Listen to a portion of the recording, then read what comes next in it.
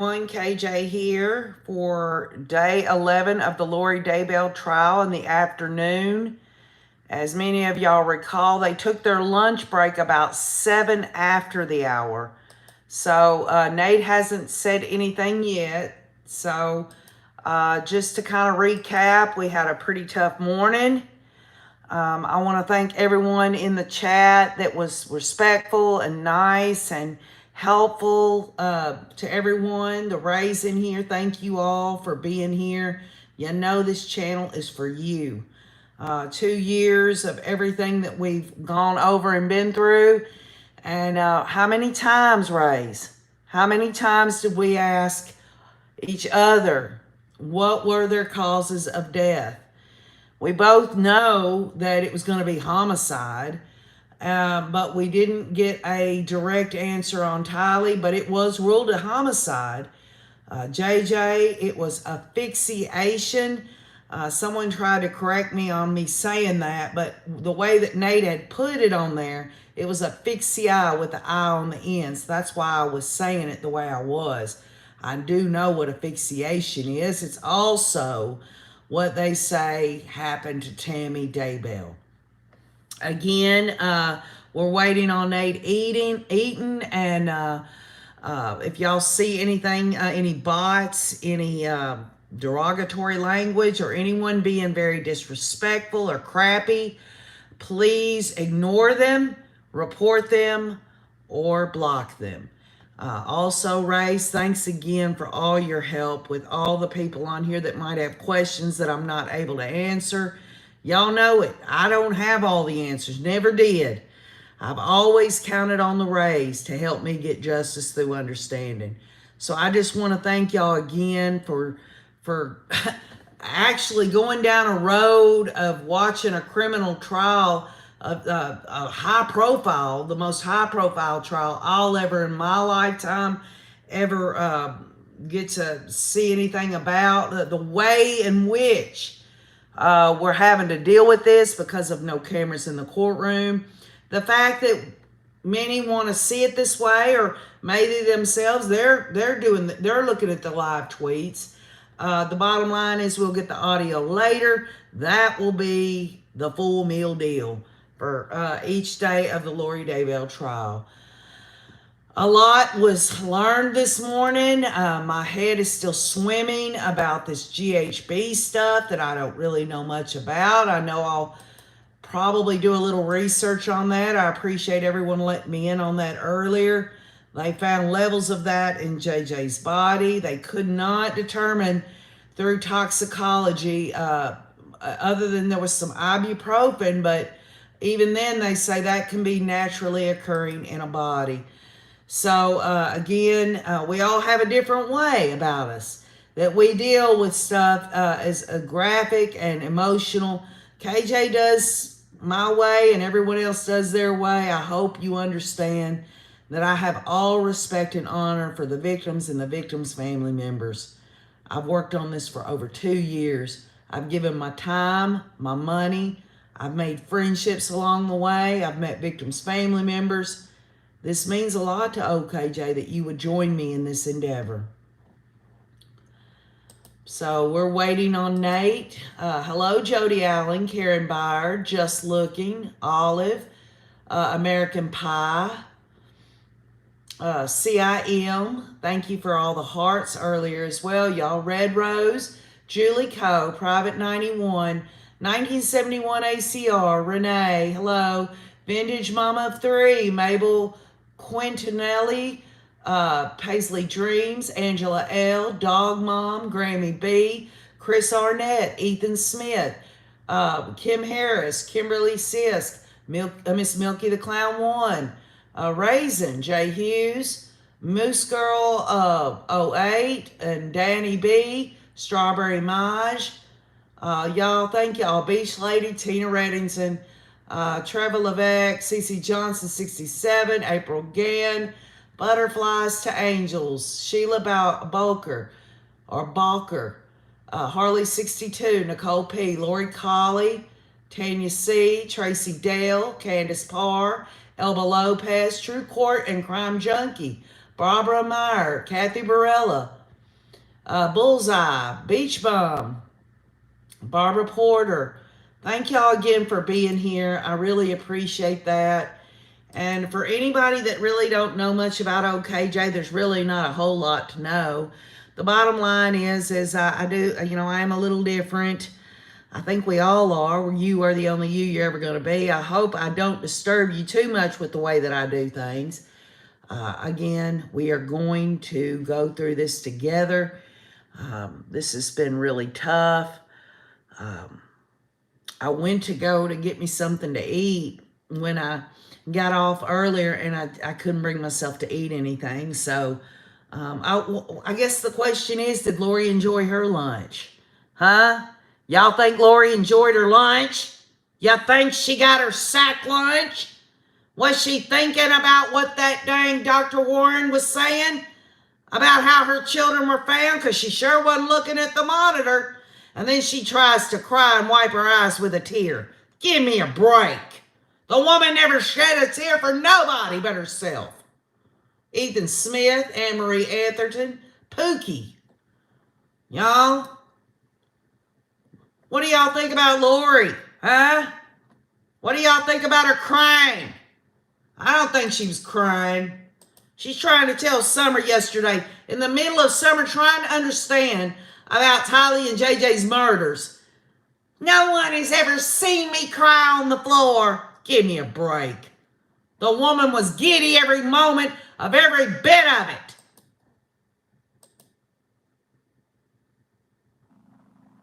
Butterflies to Angels. Ray means research, analysis, and you. And that's what it is. And the Rays joined me 2 years ago to get justice through understanding. Justice through understanding means whatever it means to you. But I always say you cannot understand something that you don't learn about. You can't understand it.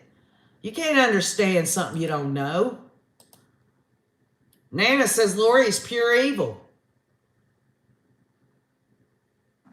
Beverly says when the cops came to the door, she wasn't crying. You dang Skippy.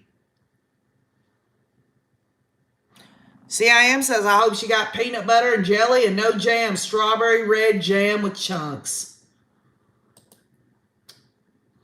I couldn't have said that better. We're still on a lunch break, y'all.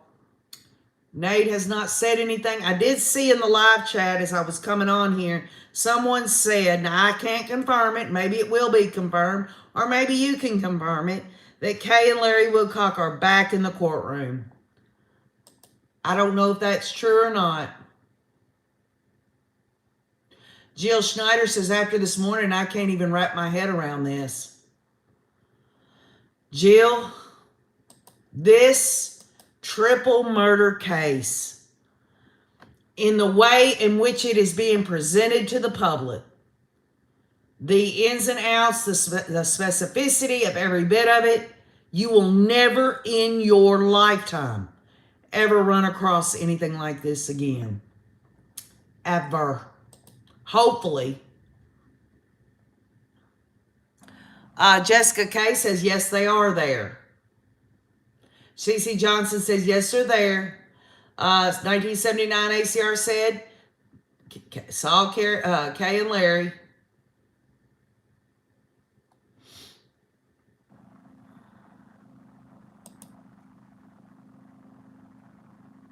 Jill Schneider also says, I knew this was going to be bad, but I didn't know it was going to be this dang bad.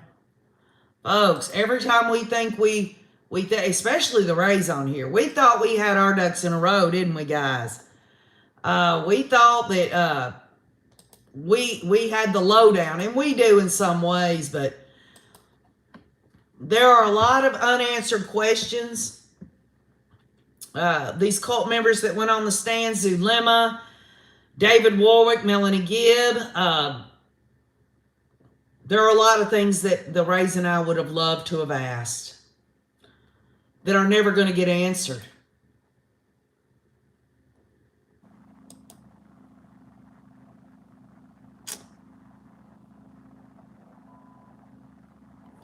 We're still waiting on Nate, y'all.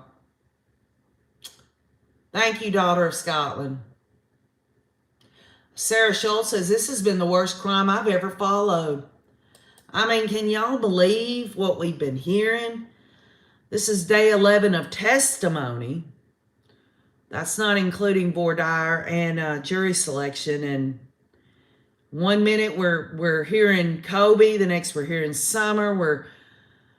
We're hearing things that I don't think anybody has ever could even imagine. It's neither here nor there now, but wouldn't it have been so much more better if we'd have had cameras in the courthouse? But if you think about it, if cameras would have been in there and we could have been watching this trial, yes, we would have been able to see the hussy and her diabolical nature. But we wouldn't have actually seen any of the graphic photos. I don't think any of us would have wanted to see them anyway, unless you're one of these people that can put aside that emotion and look at things forensically or scientifically. I'm not one of those people. But to have it described, and the job that Nate Eaton is doing is incredible, y'all. All right, y'all ready? We're going to get into the afternoon. Back in the courtroom during the break, I spoke with a man from South Africa who coordinated his trip to the U.S. in conjunction with the trial. One of my classmates from the 4th grade also came up to say hi. She traveled from Utah to be here. The courtroom is packed with attendees, and people are watching in the overflow room too. So Nate's letting us know there's a lot of interest in this case. And why wouldn't it be? We want to see the damn hussy go down. And let's not forget, y'all, May the 4th, that's just what? Less than 2 weeks away. They're going to have a scheduling conference and they're going to give his ass a trial date. And I hope it's soon. I hope it's real soon. And I hope John Pryor's taking notes as he's sitting in on the hussy's trial. Because I'm going to tell you what, his damn clients is shit out of luck. He's going down too.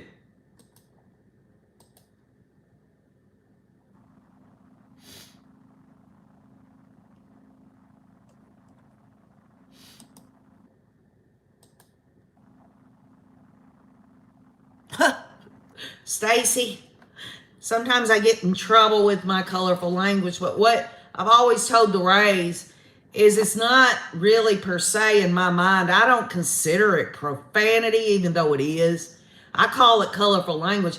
I use those words as emphasis. Emphasis, more of an emotional emphasis. That's just my Tennessee nature. So if I do offend anyone with my colorful language, please, folks, my heart's in the right place. But if anybody's expecting anyone to be perfect, no one's going to be perfect. Only Jesus was perfect. All right, now Judge Boyce is back on the bench. The jurors are being brought in, and Wood will continue to question Dr. Warren, okay? CSI says it's like adding an accent color. I know, Jerry Harris. Jerry Harris has let us all know May 4th is also Tammy Daybell's birthday, y'all. Don't y'all just find that kind of give you that little fuzzy feeling? You know? I really like that. And Jerry Harris, thank you for sending me what you have via text message.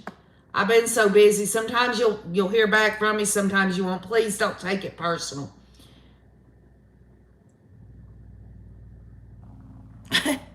Okay, quite contrary. Mary, Mary, quite contrary. How does your garden grow? With silver bells and cockle shells and pretty maids all in a row. I love all of y'all, and I accept all of y'all for who you are. And we don't always have to agree, and that's the beauty of it. I love you all. I really do. So the jurors all are being brought back in. This will take a few minutes, but we're going to get there. We're going to get through the rest of Dr. Warren's testimony. Someone had pointed out earlier that old KJ's face was starting to look red. Well, folks, the bottom line is when my blood pressure goes up, yes, I have hypertension. I mean, for goodness sake, I like deep fried foods. I smoke. I'll drink on occasion. I mean, come on. It is what it is. I have nothing to hide. I do have a private life that there are a few things I wouldn't share. But honestly, y'all, I'm just going to enjoy my life and deal with my life the way I'm going to deal with it. There it is, the rest of that Kit Kat bar. But honestly, y'all, after this morning, I just don't feel like eating it all. That's just me, though. Treva, if I have a stroke or heart attack or whatever, then, it is what it is. I mean, it's not like I'm trying to step out in front of a bus and hoping, well, if I get hit, I'm either going to live or die. It's more like just, hey, what doesn't kill us makes us stronger, right?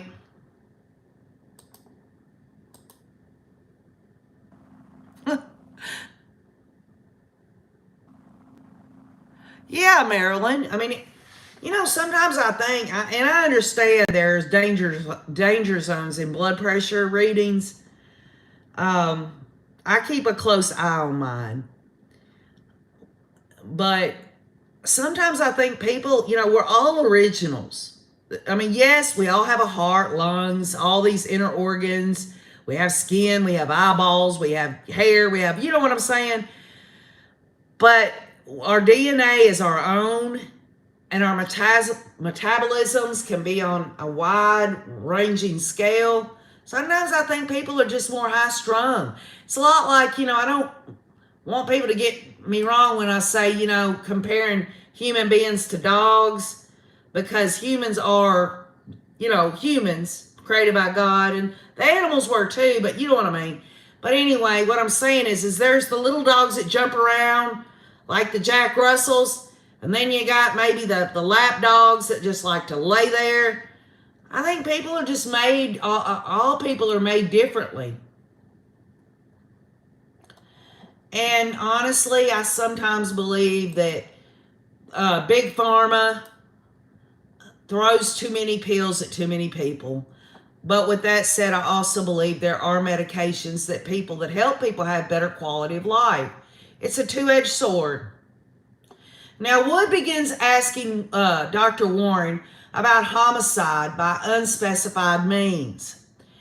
And he says there are specific guidelines and criteria used with dealing with the cause of death.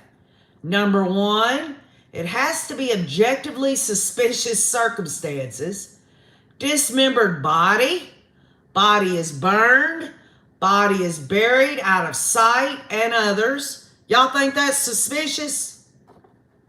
The way Lori talked with Summer yesterday on that phone call, when Summer said they were buried in the pet cemetery, they were buried like garbage, and Lori says, well, that was a few months ago. And then Summer starts bringing up about a proper burial, and Lori would rather have wedding photos, pay for wedding photos, than a proper burial for her children. It was almost like Summer was teetering there, because she goes on to talk about, well, you might have not killed him, Chad or Alex, but you know what I'm saying? And it was like, wait a minute, woman. Wait a minute, both of these women. These kids were murdered. Pure and simple.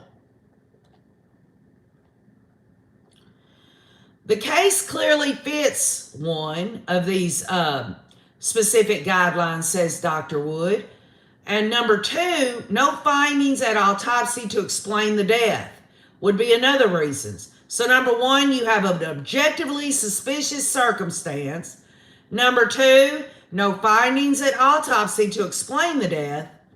And Warren says he found no drugs or substances to explain the decedent's deaths. Plural, both deaths, JJ and Tylee. Tylee's case met all the qualifications to determine she died by homicide by unspecified means. Dr. Warren says, this is a homicide. I just can't tell you exactly why.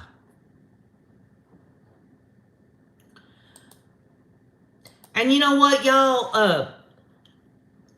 The defense could easily say, well, if you don't know exactly how she died, she could have died in her sleep. She could have died by suicide. She could have died by accident or this or that. But guess what, y'all? Tylee's got a little baby brother named J.J. Vallow that they know for a fact died of asphyxiation. And it seems to me that if little JJ's going to die in a homicide where they can determine his death, then it is very well logical that Tylee was murdered in the same manner. It's a healthy inference, y'all. I mean, they didn't find any bullets, so all of those out here that said Tylee was shot out at Chad Daybell's, they found no evidence of her being shot, y'all.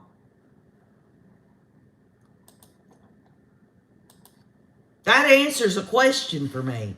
It might not for some of you that really are determined to believe that Tylee was shot at Chad Daybell's because of this shooting the raccoon thing. The bottom line is there was never a slug found. They never found gunshot residue, no shell casings.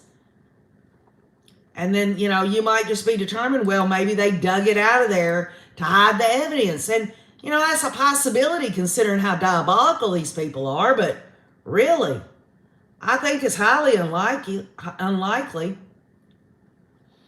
Now listen to this, y'all. Dr. Warren reviewed Tylee's medical records. She had anxiety, ovarian cysts, pancreatitis, and some other minor health issues.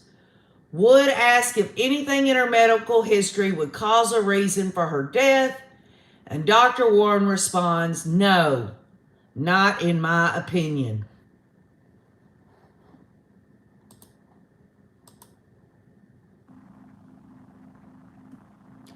Leanne Jordan says, I'd rather it have been a gunshot, but I fear it's GHB and duct tape.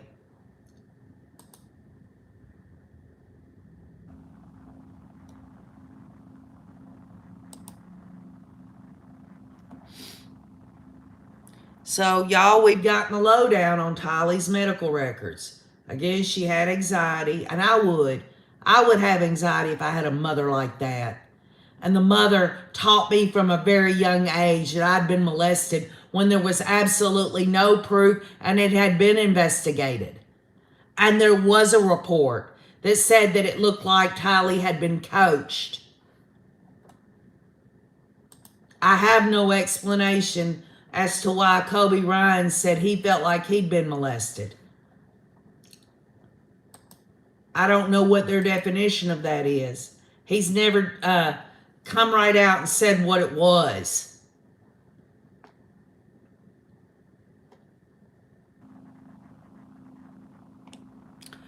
Now, Dr. Warren collected multiple pieces of soft tissue, skeletal muscle, what he thought was a liver, and other organs for potential DNA analysis. He says you can use blood and tissue samples to get DNA from those sources. The remains were 3 bags. In bag 2, there was a single strand of hair that was submitted to law enforcement. A melted green bucket was also found in bag 2. It was also given to the police for evidence. And remember, when they opened up that shed or whatever, they did see some white buckets in there, but they also saw another green bucket in there. I don't think anyone is surprised at all that all of the materials and everything that was used came off Chad Daybell's property. And how would Alex Cox, doing it behind Chad Daybell's back, go and get the paneling, get the bucket, get the shovels, the axe pick, without knowing anything about where any of that was at? All of you haven't missed a whole lot. They're just, right now they're talking about Tylee's health conditions. She didn't have any health conditions that would lend to her dying unexpectedly. Dr. Warren asked if photos were taken during Tylee's autopsy, and he says yes. And Rob Wood asks to admit over 30 photographs as evidence. And I am assuming they're going to go through this whole routine again of having to do the monitors where the people in the gallery can't see it, and then Judge Boyce takes some of the pictures out. So this might take a few minutes, but here it goes anyway. Good afternoon, Jet Set Jay. Diana Bennett, Chad admits he buried the raccoon. Well, when they dug up the cemetery, they never found a raccoon. They found dogs and cats. Of course, John Pryor says there's more than one cemetery, don't you know? Vintage Mama of Three says Garth Daybell is in town via Nate Eaton. Thank you, Vintage. Deborah Tutela, what if that's Lori's hair? Well, they could explain that away, couldn't they? Lori was with her mother all the time. Perhaps that's what it is. What if that hair is Chad Daybell's? What if it's Alex Cox? What if it's Tylee's hair that helped, when they tested or whatever, they'll say yes. Of course, they did get their DNA analysis back on Tylee already. But what I'm saying is that Tylee was used to being around Lori and Alex. She lived with them. So, but if it was Chad's, I guess the defense could say, well, Chad was going over to Lori's apartment to get him a piece of ass every so often. Maybe his hair fell and Tylee picked it up. Lori was Chad's concubine. I don't know, Leanne Jordan, if Garth was Chad's least favorite child. All I know is he didn't murder any of his children, only Lori's. And she helped him, and so did Alex.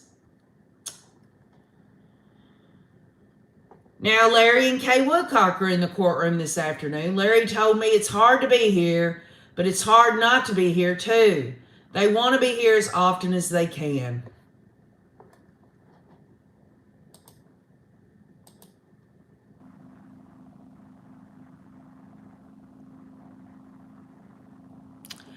That absolutely floored me when Emma, when she did that, remember y'all, when she did that 48 hours, and they was walking around back in the backyard at Chad's and stuff with the news crew, and she was asked, did you know that your father's new wife had children? She said no. Then, of course, she sprung it on everybody that she felt like none of this would have ever happened if Lori wouldn't have come in the picture. And number two, she felt like Lori and Alex framed her father. And let's just look at that for sake of argument. Why would Lori and Alex frame Chad Daybell? Wasn't Chad the whole reason they moved to Idaho? Isn't Chad the one Lori was basically licking his ass the whole time? Why would she want to get her king in trouble?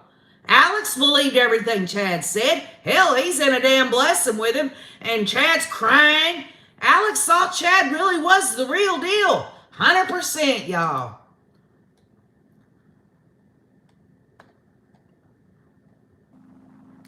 Now, John Thomas objects to the photos because he says they're too prejudicial and should not be admitted. Boyce says he has considered the objection and overrules the objection. But there are some photographs in here, not all of them, in order to minimize the inflammatory effect, should not be shown on the large projector screen, says Boyce. So here we go again, y'all. Are we going to have Lori crying again, grabbing that tissue? I'm sure she wants to see the jurors look at her as she's doing that. Poor Lori. Poor Lori. Oh, victim Lori, you're crying, Lori. Give me a break.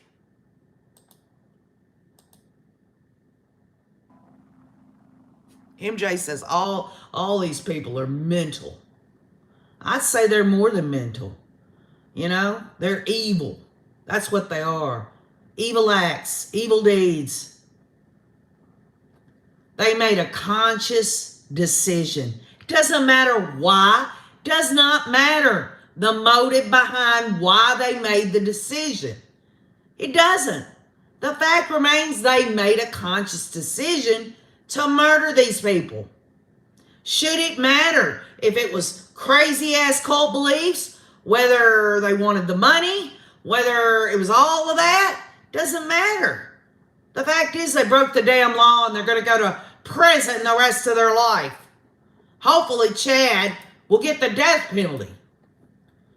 I'm sure the state of Idaho is going to paint it, that since it's already come out in this, that Lori changed when she got with Chad. I'm sure they're going to make it look like it was all Chad's idea. It appears members of the public will see some of the photos, but not the most graphic. The jurors will see every photo on the screen in front of them. The judge and the defense, including Lori, and prosecutors will see all of the pictures.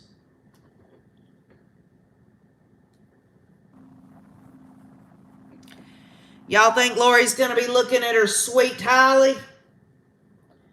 Y'all think she's going to look at her daughter?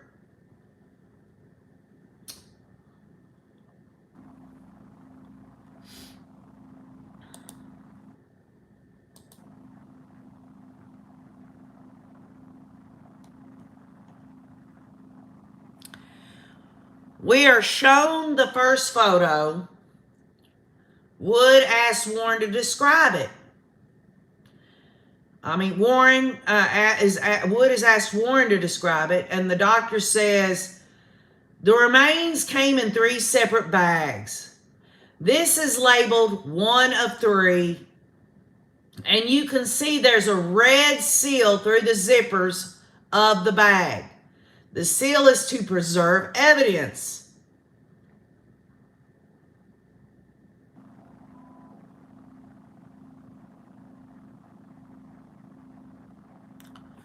You're right about that, person of interest. Lori did. She used men and then she discarded them.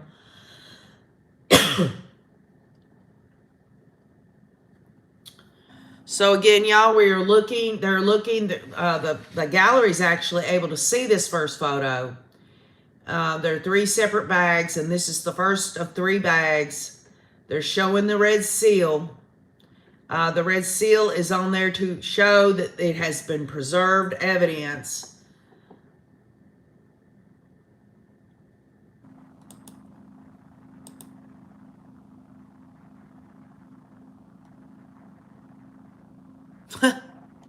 Deborah Tutela says, you can lead a hussy to water, but you can't make her watch.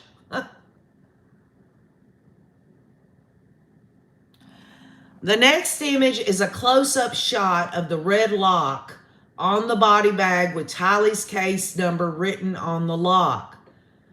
The next image shows inside 2 brown paper bags inside the body bag after the seal was broken. One bag is labeled burial site and the other bag is not labeled.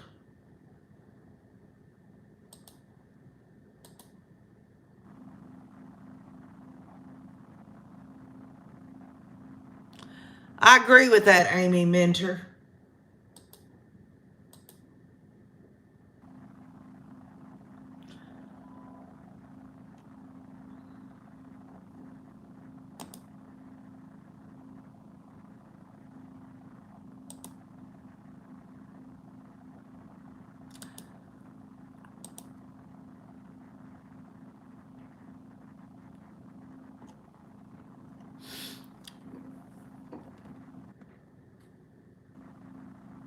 Tylee's clothes were burned in that fire pit, says Tina Reddington. They did find pieces of fabric in that fire pit, but I think Tylee was just, when they had to dismember her, you think they're going to cut through the clothes? You know what I mean? Tina Reddington makes a point there. You're going to dismember a body? The easiest way to do that is to take all the clothes off of it and do it that way.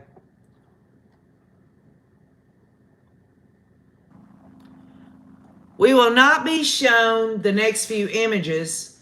Lori can look at them, but her head has remained down with her back to the monitor. Configurations are made so those sitting behind the prosecution's table cannot see their monitor. And Lori's not going to look, y'all.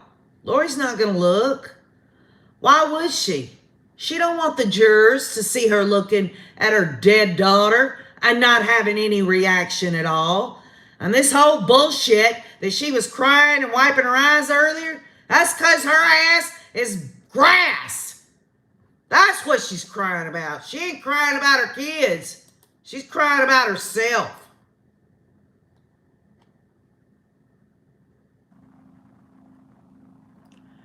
Nate says, I will describe the next few images based on Dr. Warren's descriptions as I cannot see the photos, says Nate Eaton.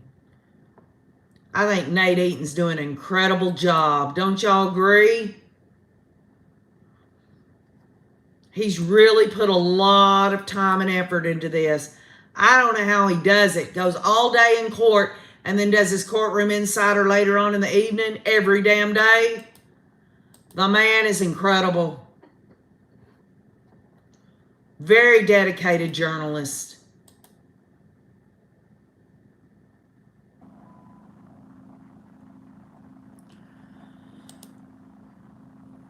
I think we have a really big consensus in here about Nate Eaton and Justin Lum. And the Rays know we always depended on them for our news, didn't we? I always felt like I could trust that. I'm glad I did.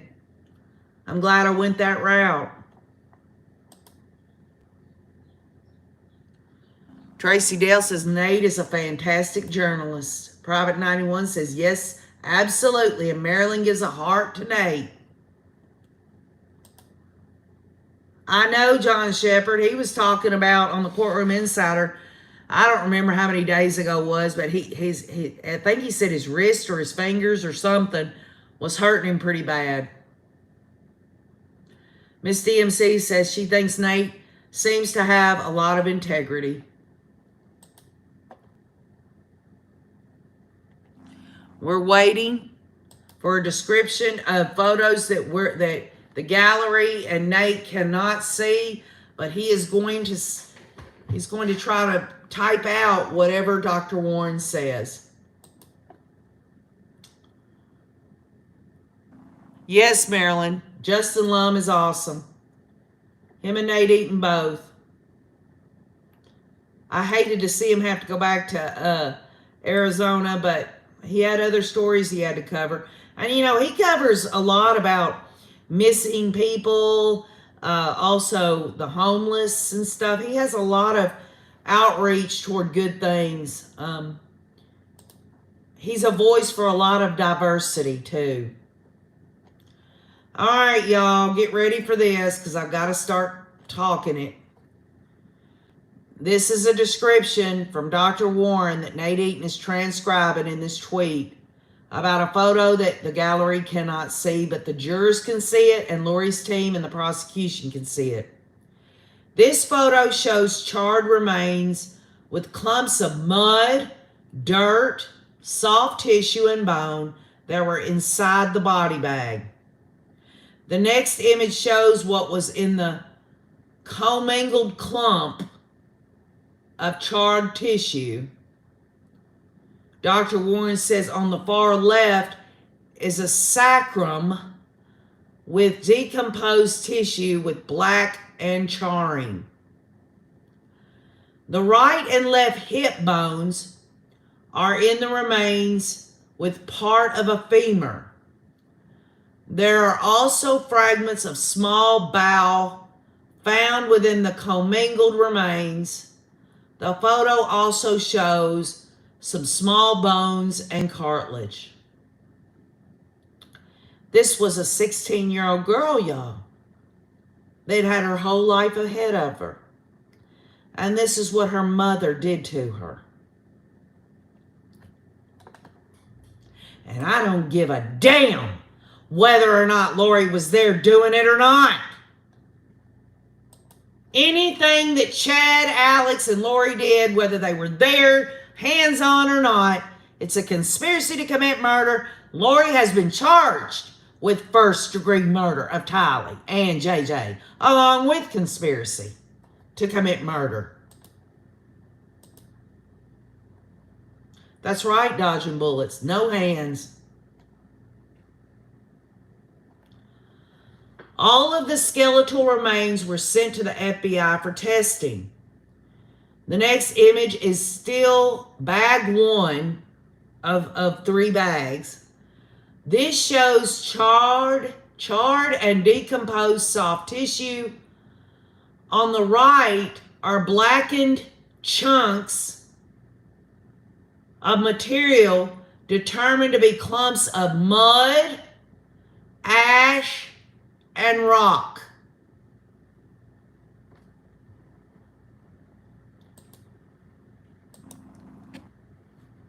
What can I say to that?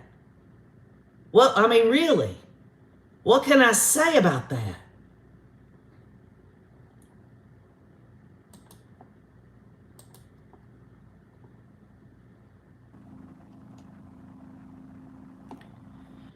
Still talking about bag 1 of 3.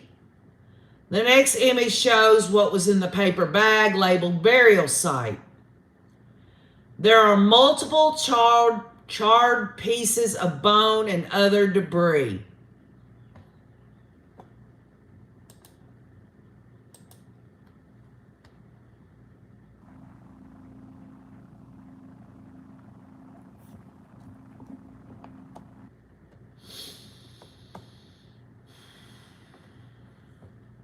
The next image shows close-up of Tylee's body parts, bones, and other artifacts. There is also charred ash, dirt, twigs, and rock.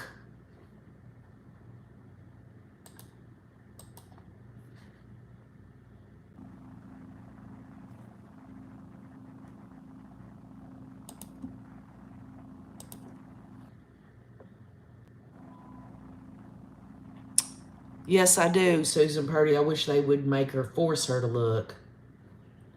But she's hearing it. Because Nate's hearing Dr. Warren say this, and he's tweeting this out, what he's hearing from the doctor. Lori can't put her hands over her ears. I guess she could, but it's not been reported that that's what she's done. I hope it sears into that damn nasty-ass woman's brain. That's what I hope. Beach Bum says, I have a handy aluminum bat.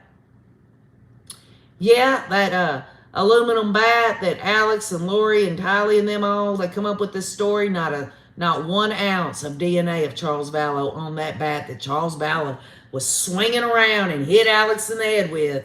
Give me a break. They're a bunch of damn liars.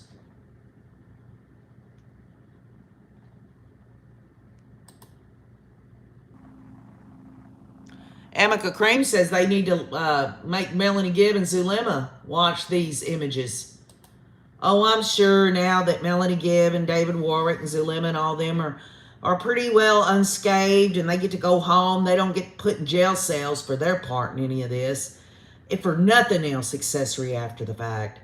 The bottom line is you think they're not listening to this or finding out about this? They're probably thinking, right now, we got away. We got out of this. But I'll tell you something. What comes around goes around. There's a reason why Melanie Gibb had to wear a big floppy hat and an extra shirt when she walked up to the courthouse to testify. She's an outcast. And anyone that wants to... You know what's the sad reality of it is?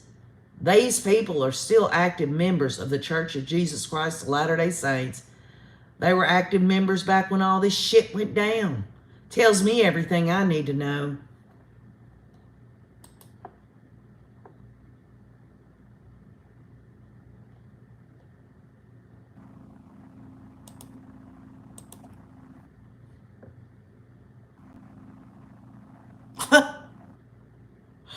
Dodging Bullets says spray the nest with Raid.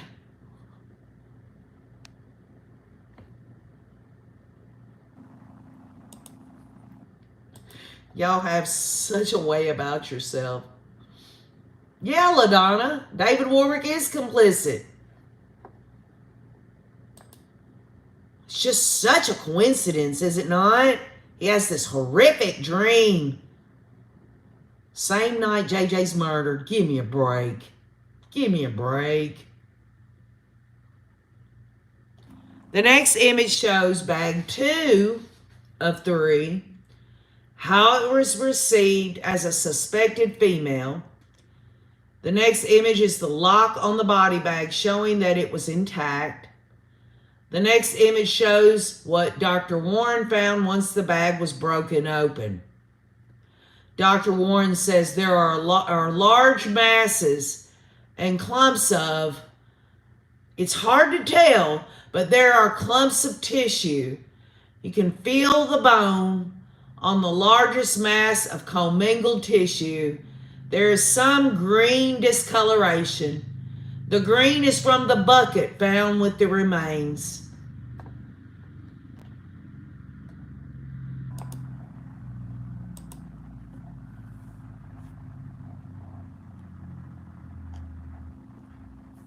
What they did, y'all, was they chopped her up. This is my theory. They chopped her up. They put her maybe piece by piece. I don't think they put it all on there at once. They did piece by piece, chunk or whatever, and they tried burning it up, and they kept putting it on there, tending the fire and all that for 2.5 hours. And then when they thought they had it at least broken down and everything, they took a shovel and they scooped up anything in that fire pit and put it in that green bucket. Hence, everything was still burning. The bone, you know, when a bone is in fire, it takes a long time for bone to burn down, first of all. It's not going to completely, unless you do it a long time. And that bone's going to still be real hot, along with the flesh and all of that. And that melted that green bucket. And they just scooped old Tylee in that green bucket and threw her in the pet cemetery. Then what they did was they put some concrete in there. They also put a layer of brick. They had already dug up the cats and dogs. They took them out. They put them back on top because that was the first thing they found when they started digging there was the buried pets.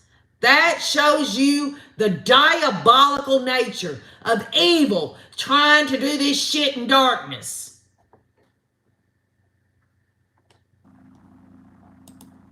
And I don't mean the darkness of night. Could have been. What I mean is darkness of evil.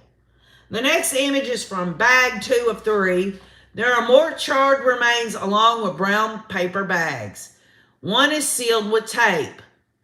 The next image shows Tylee's skull and where her eyeballs would be located.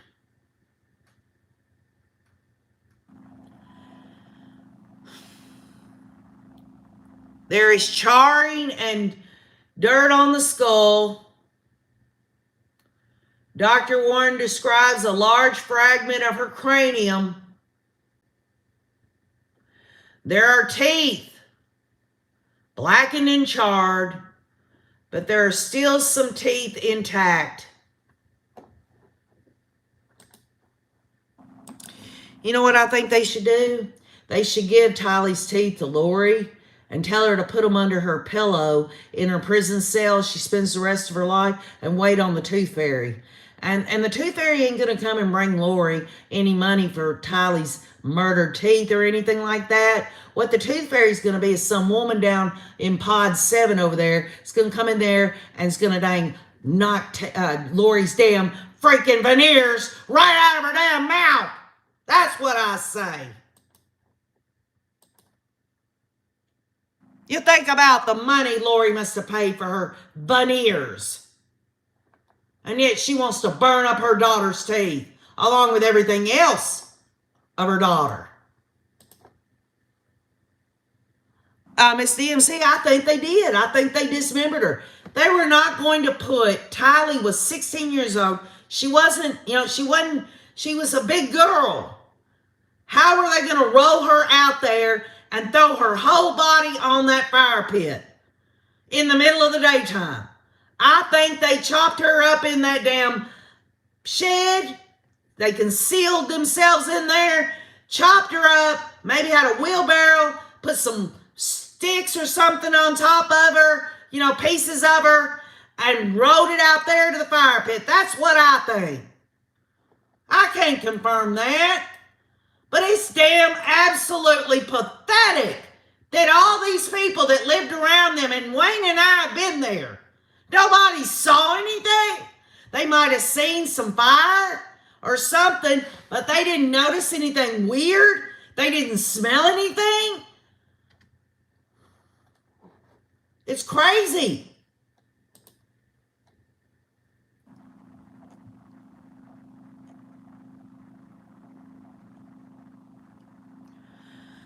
The next image shows Tylee's heart.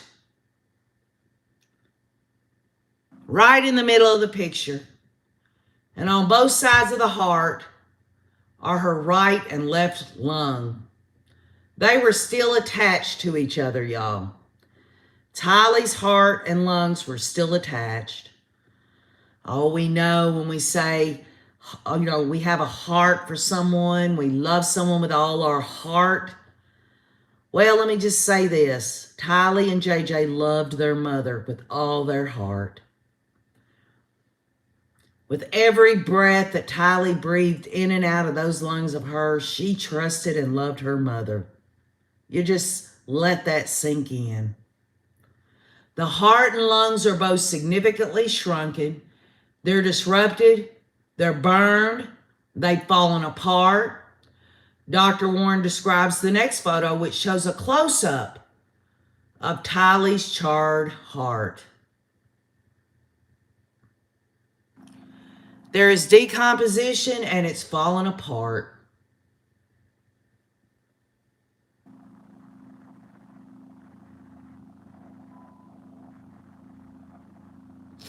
Tylee's heart was falling apart. Tylee's lungs were significantly shrunken and were like a hard sponge.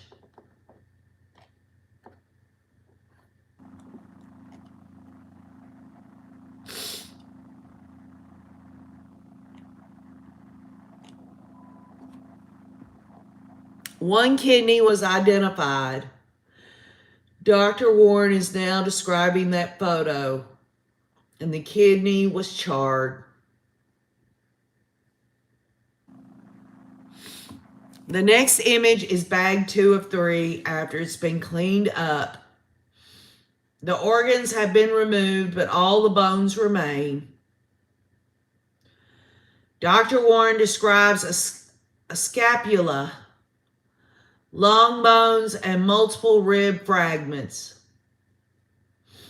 There is also a sternum and black charred bones that are unrecognizable.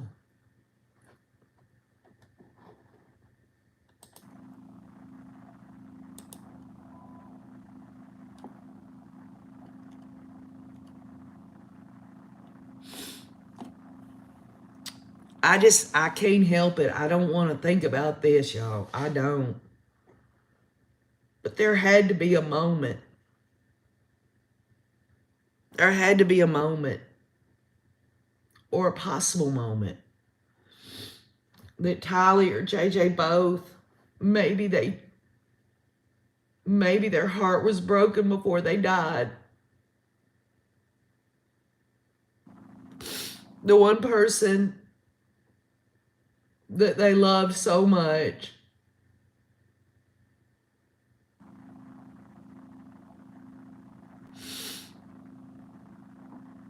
The next photo is multiple charred pieces of bone, unrecognizable bones, small bones, likely from, they're unrecognizable, but the doctor's saying likely from Tylee's hands or feet.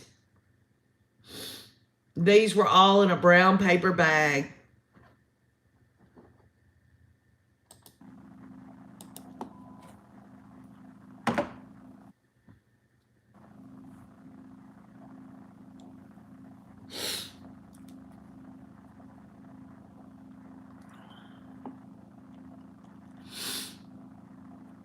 We are now moving on to bag 3 of 3.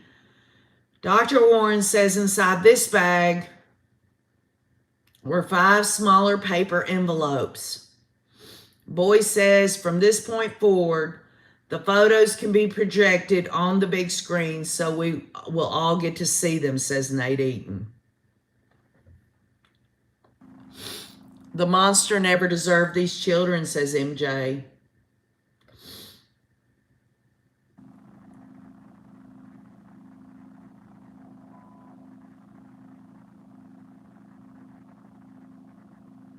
I can't help but think about all these children in the world that hurt all the time because they're not loved.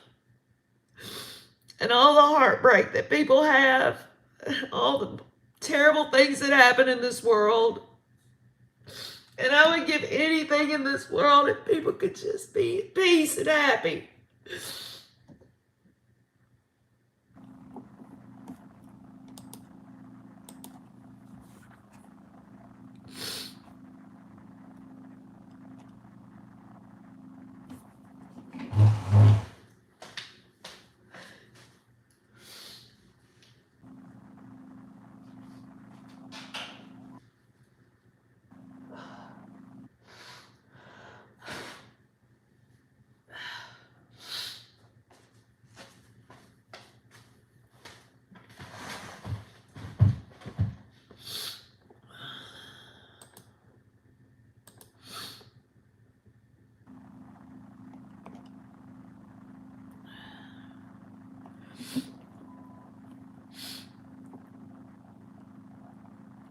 Judge Boyce says the victims will have an opportunity to view the photographic evidence if they wish. We now see a photo of a small paper bag on the screen. Dr. Warren says small fragments of unidentifiable charred bones were found inside this bag.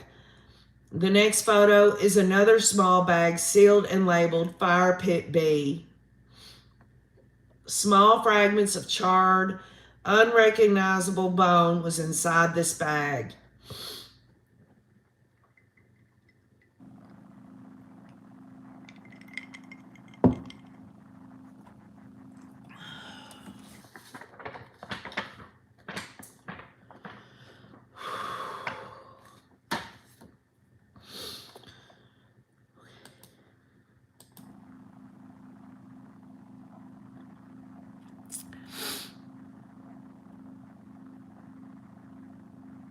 Yeah, I remember that, Justice Jane.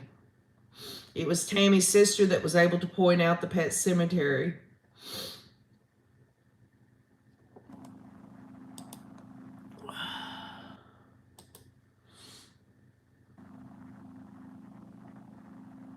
I love you guys. Thank you. I'm sorry. I really am. I didn't mean, maybe I'm just getting older and too emotional in my life. I don't know. I don't give a damn at this point.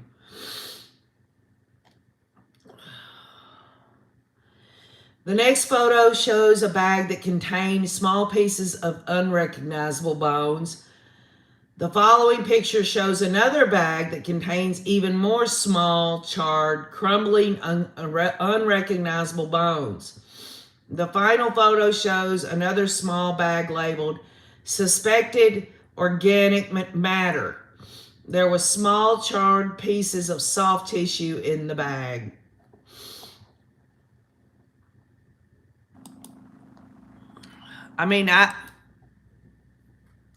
Speaking of the rays on here, I don't know what I expected. Did I expect that we were going to not hear this?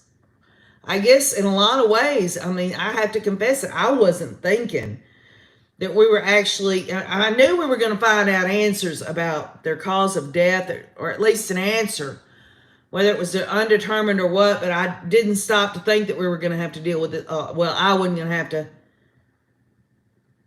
that I wasn't going to have to deal with saying this stuff out loud, and I'm okay with it.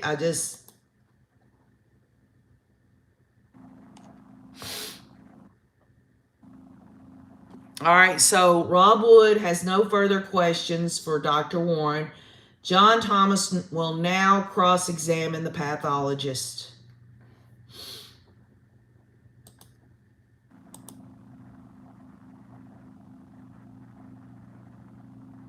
Well, thank you, Nana. I appreciate that. You're right, Jax. That poor baby girl.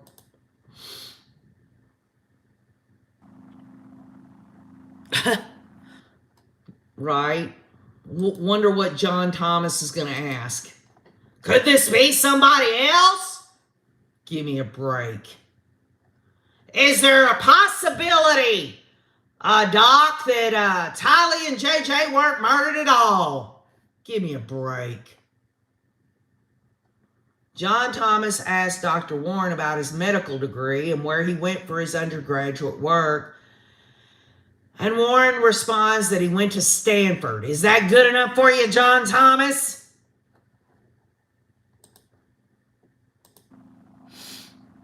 Thank you, Alabama Girl 67.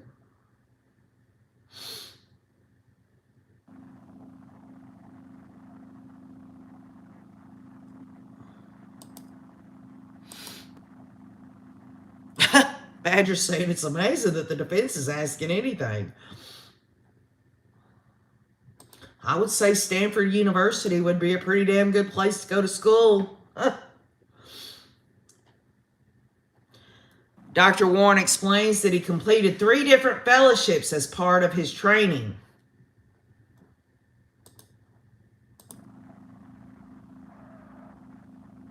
Zero's like, I can't listen to the defense. I don't blame you, Zero. One damn bit. The only reason I listen to it is because I want to know how they're trying to slither through this. What they're going to try to do to get that damn hussy off. There ain't nothing they can do except put her ass on the stand and make her get up there and blame everybody else but herself. That's what she's going to do. She's going on the stand and she's going to tell them it was Chad and Alex all the way.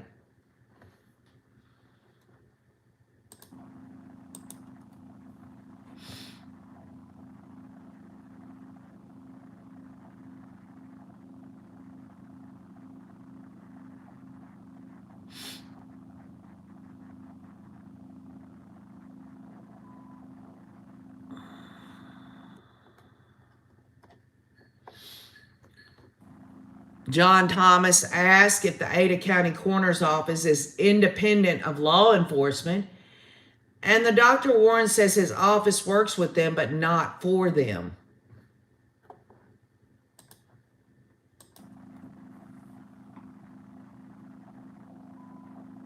So what's he trying to imply? That this doctor would come up with all this because law enforcement wants them to? Ignorant.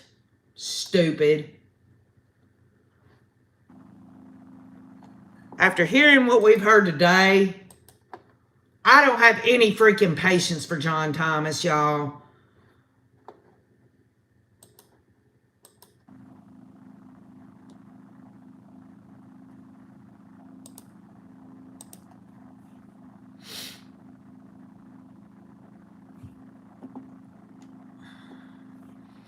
Nate Eaton says, I have not seen Lori look up from her notebook since we returned from lunch an hour ago.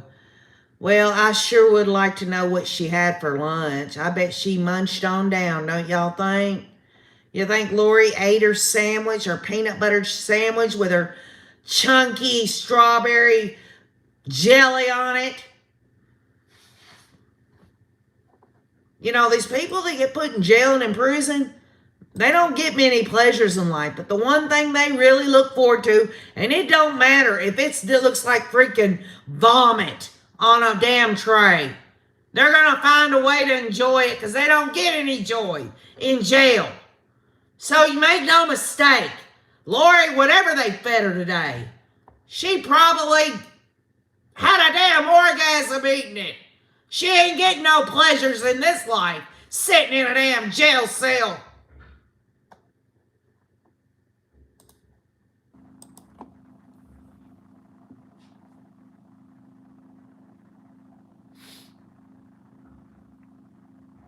They're never going to solve the Summer Wells case.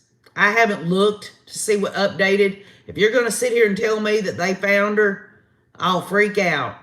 They're never going to find out where Summer Wells is. And as far as I'm concerned, she's dead.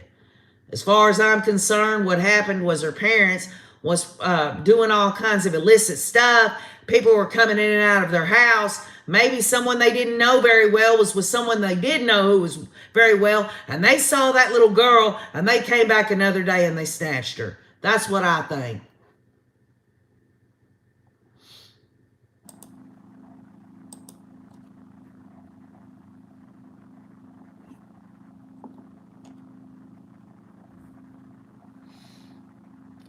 John Thomas asked Dr. Warren what his training is when it comes to evidence collection.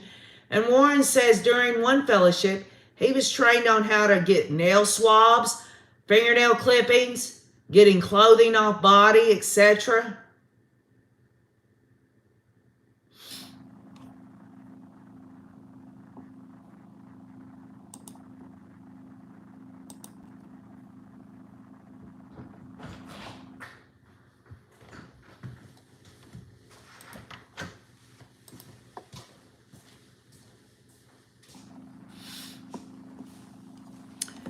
John Thomas asked who is in the room when autopsies are done.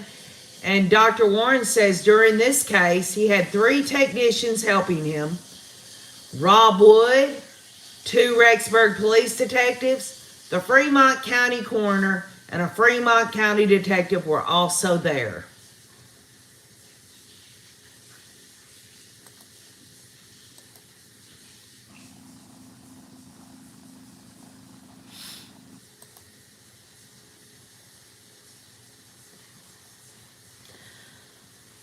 Charlie, I don't know where they're going to be they're going to be testing some DNA for Chad Daybell.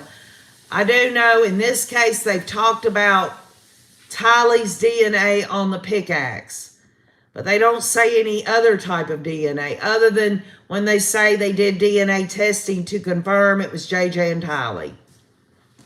So I hope that answers your question, or maybe you're talking to somebody else. I don't know.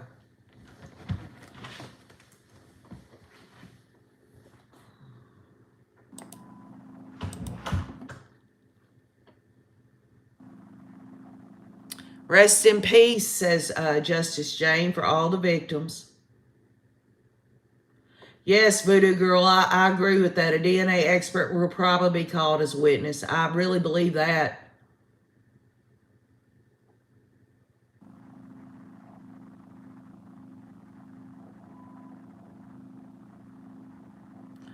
Crisscross, I think these people think they're so good that they were brought up not to cuss, I guess. I don't know. I mean, when I use cuss words, I mean, I guess people could think, oh, KJ, she cusses, so she's a bad person. Give me a break. Give me a break. It's not what you say, it's what you do. And I'm a good person, and I say that with humbleness. I care about everybody, but I'll tell you one damn thing, I don't care about evil ass people.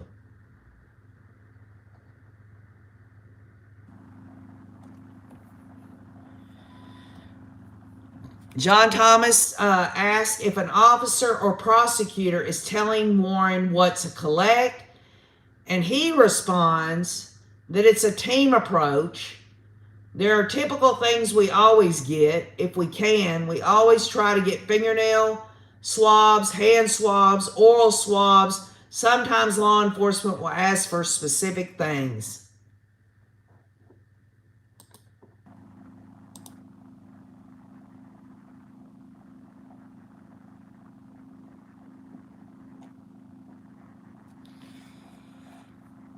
I think for the most part, when it comes to profanity or cursing, most people think people cuss to when something bad's going on. But there's been times I'm like, hot damn, the bitch's in jail or something like that.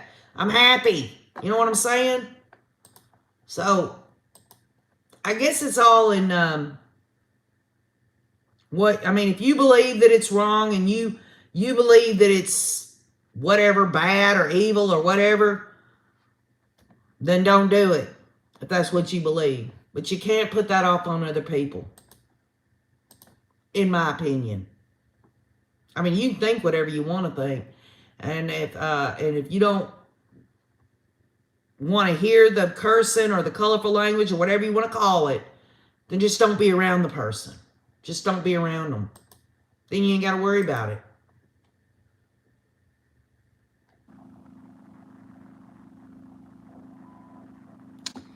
John Thomas asked if the autopsy was recorded, and Dr. Warren says no, they do not video or audio record autopsies. John Thomas asked what he remembers about J.D. and Tylee's autopsies, and Dr. Warren remembers collecting fingernails, the bag, the body came in, and the duct tape. He does not remember specific conversations with anyone from that day about the evidence being collected.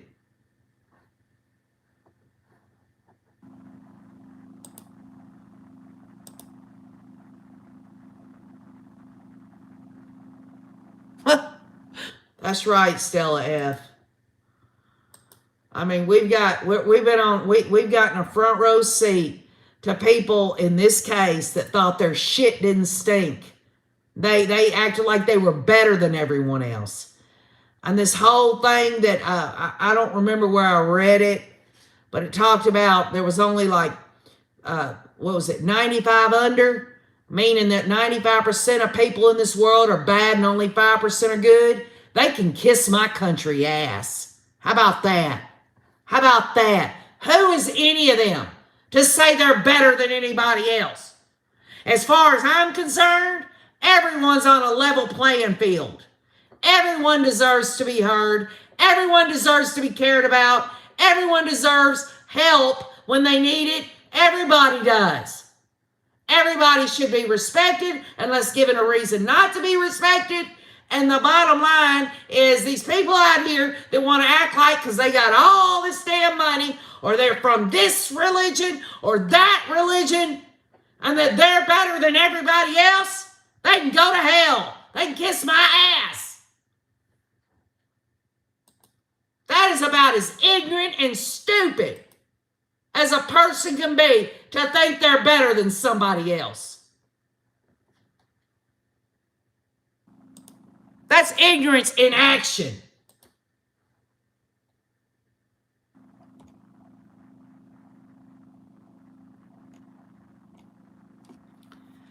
Dr. Warren says before JJ's autopsy, he held a briefing with Rexburg Police, Fremont County Sheriff detectives, and the FBI agent. Dr. Warren was given a timeline of the case from when the kids disappeared to when they were found.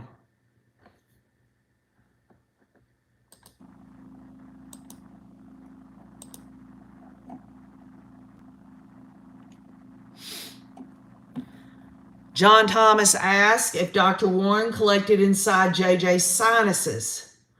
Warren says no.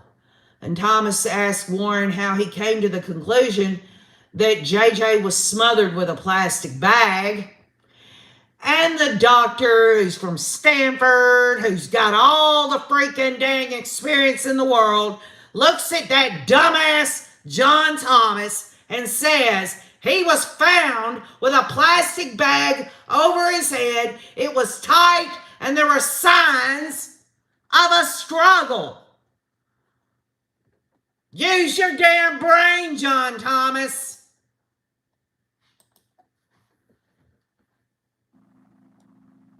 Give me a break.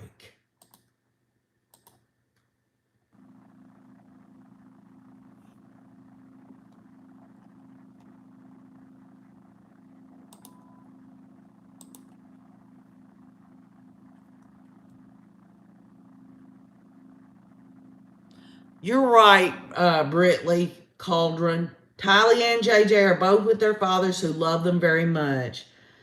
And that's what gives us hope. But it still angers me to no end that people out here want to do this crap and hurt these beautiful Beautiful, innocent children and innocent people. It outrages me.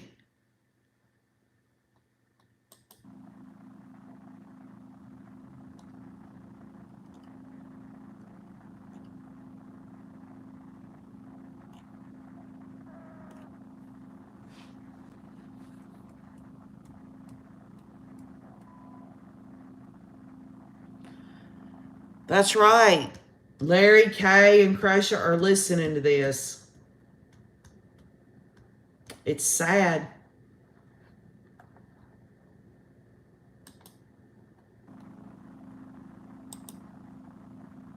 Thank you, Buddy J. Takes one to know one.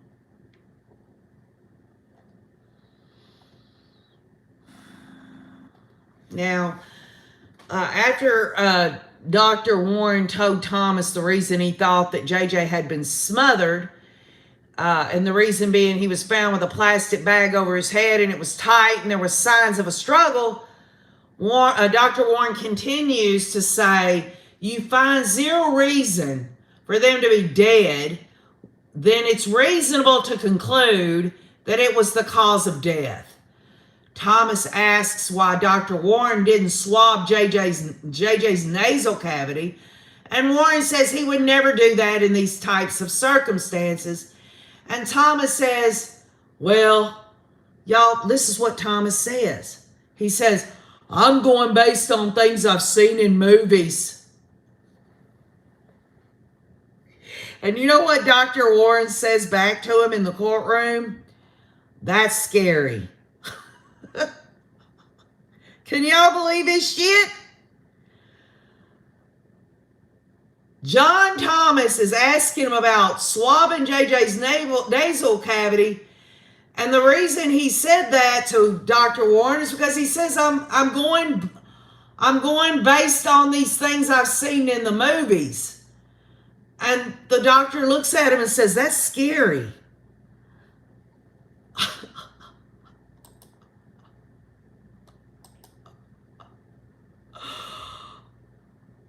Oh my gosh. Can y'all believe that? John Thomas is up there, right there where the jurors can hear him, and he's asking a professional medical examiner who's done all these autopsies and's got all this experience. He's asking him questions, and he says he's basing it on what he's seen in the movies.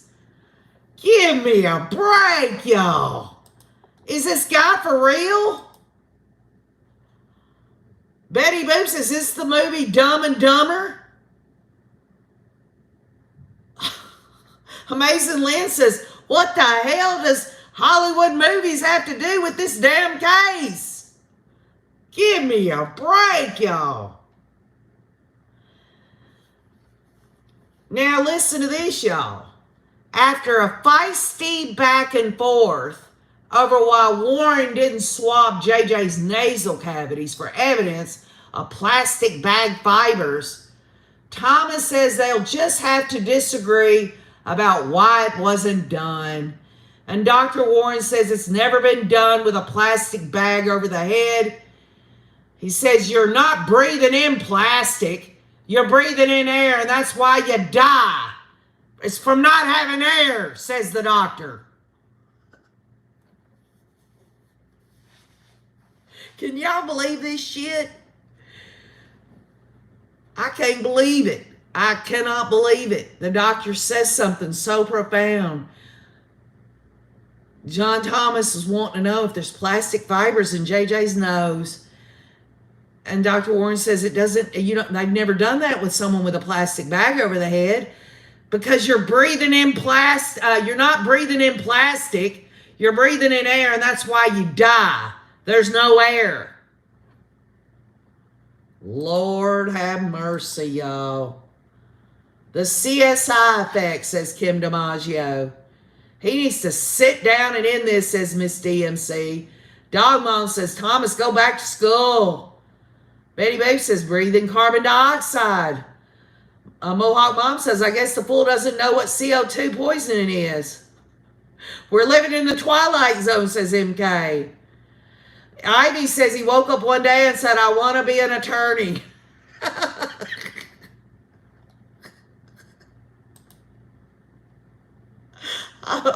Next witness, please, says dodging bullets.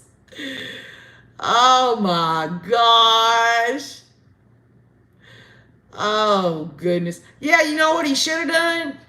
The medical examiner guy here, this Warren guy, should have said, I guess what, John Thomas, why don't you go back here, grab you a plastic bag and test the theory out for yourself. Put the bag over your head, put duct tape around it where you get no oxygen in there, John Thomas. And then breathe in and out and see if any plastic fibers get up your nose. Because by the time anyone could ever go to do that, number one, they wouldn't do nasal swabs on that situation. But your ass would be dead, John Thomas. Give me a break. Give me a break. Stephanie Willow's laughing at OKJ.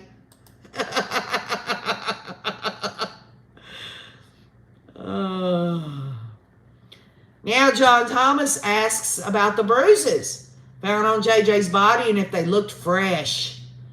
And Dr. Warren says the bruises could have been from within hours before JJ died.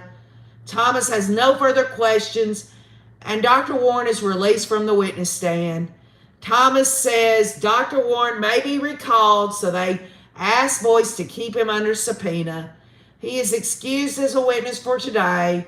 We're now taking an afternoon break. Can y'all believe this shit? I've said it 3 times already. Well, I'm going to tell you what. This gives me a perfect opportunity. This is actually Red Bull. It was in a can.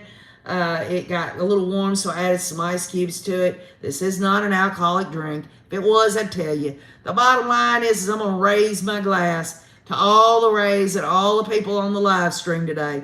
Thank y'all so much. So far for seeing me through all this, the ups and downs and all arounds. Y'all are the best of the best. Thank y'all so much for putting up with old KJ. And the fact that we got to hear this dumbass John Thomas come in here. Plastic fibers up the nose, don't you know?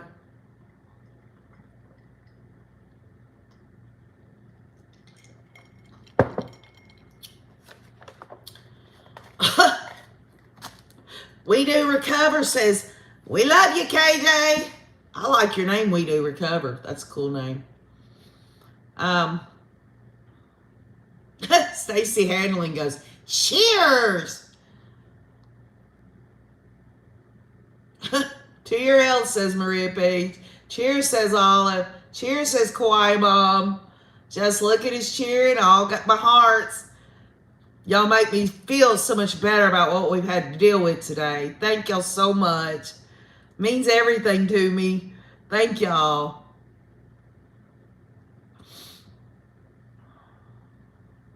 Beach Lady says, glass raised to ya. Well, we do. We have to laugh, y'all. We have to. Not at this case, not at anything that's happened here.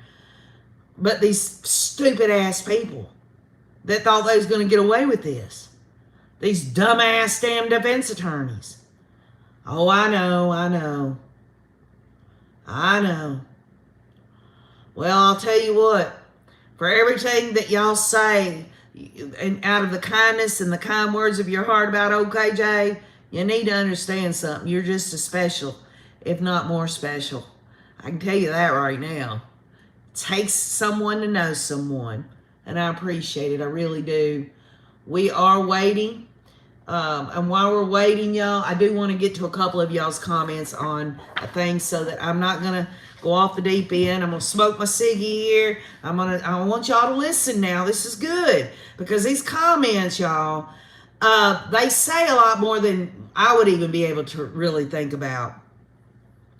And this was about whether or not, I put on the community wall, I said, after listening to Summer and Lori's jail phone call yesterday, now more than ever, I felt like Lori was going to take the stand.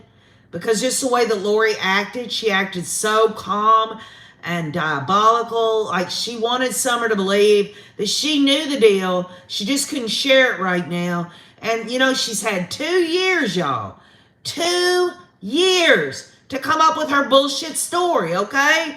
So I posted that, and this was some of the comments that I got back. Peg Clan says, the wake of devastation these monsters left in their path is incomprehensible. Kobe's call broke my heart. Summer's call broke me. I cried so much listening to her pain and grief. Lori and Chad are pure evil. Betsy B says, my sister and I were just talking about that gut-wrenching call. Broke my heart, but old Lori was stone cold. I think she'll take the stand too.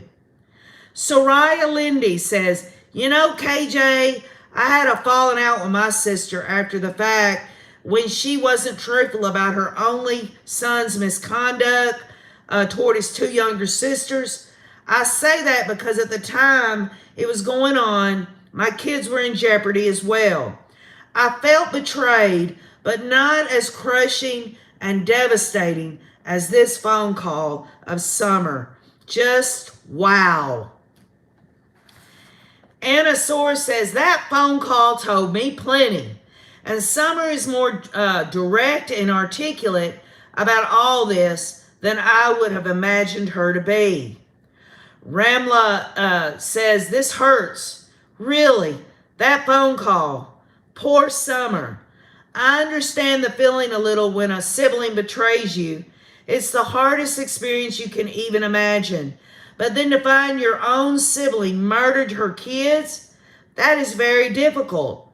I hope Summer can find some peace.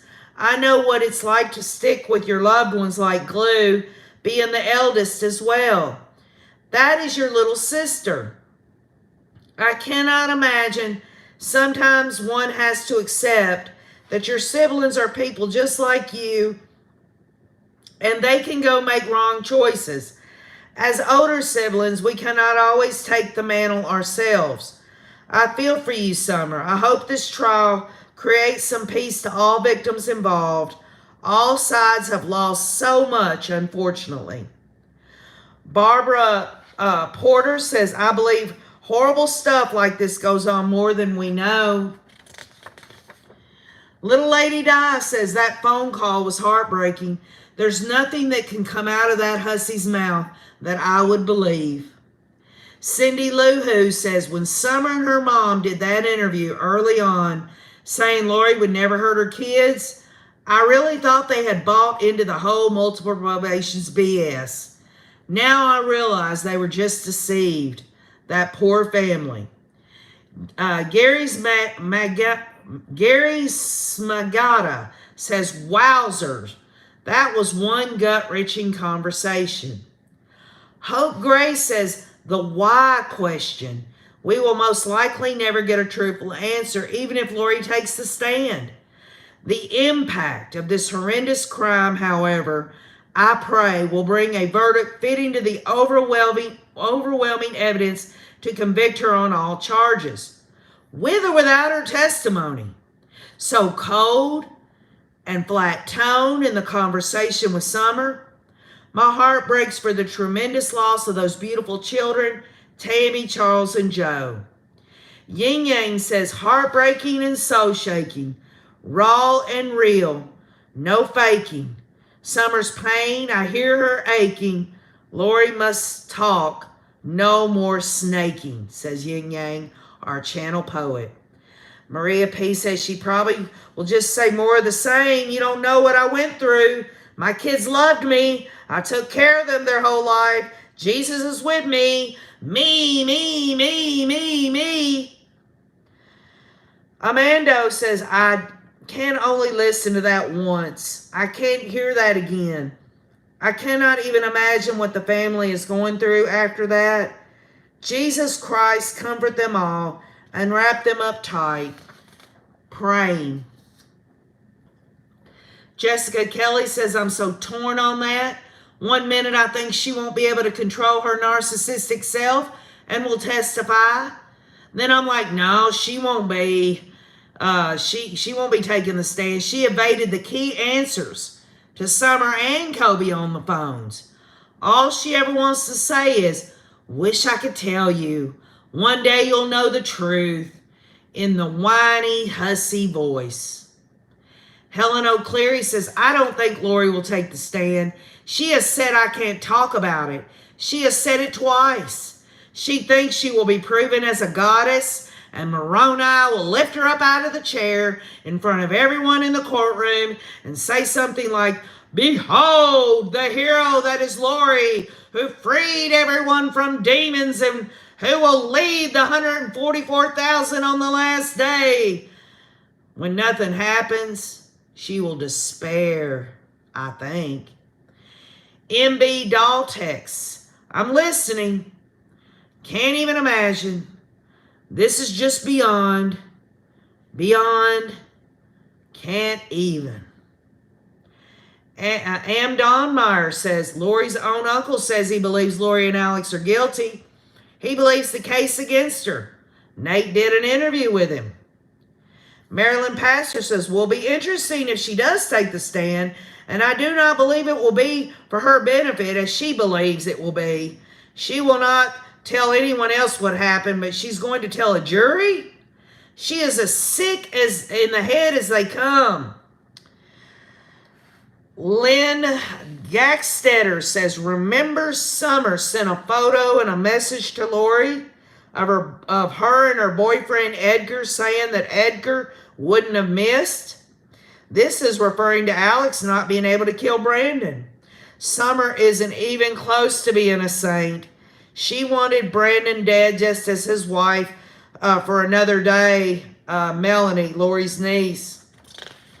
J. Gaz mom says, I think she will go on the stand if Mark Means never told her not to. She listened to him about the speedy trial, and she can listen and follow him again in this case. Clumsy Clairvoyant says, okay, I totally do not believe she would get on the stand until I started really thinking of why she may, and it dawned on me. Lori, goddess and leader of the 144,000, has to spread the word to all the naysayers, don't you know? Harley62 says, I doubt it, KJ, but I don't think she'll take the stand. I wish you were right, though. I'm not sure what Lori would have to say. What, more lies? This call from Summer was so intense. I was shaking with strong emotions. And to hear Lori cold as ice and poor me, justice to all those beautiful people that deserve to live their life to their fullest. Summer Tulick says, I wish she would take the stand so the prosecution can tear her apart. Smoky Blue Day says, I've been saying that for about a week and a half now, and that's that Lori will take the stand. We see from the defense and their cross-examinations, the more I'm confident she'll testify. I mean, they basically have to put her on because their defense seems to be it's his fault. And only Lori can explain it's not her fault and what she did and didn't do and what she knew, what she believed, was thinking in the moment. And I mean, she'll be lying with every word, I'm sure, but I'd bet my next 2 house payments she's taking the stand.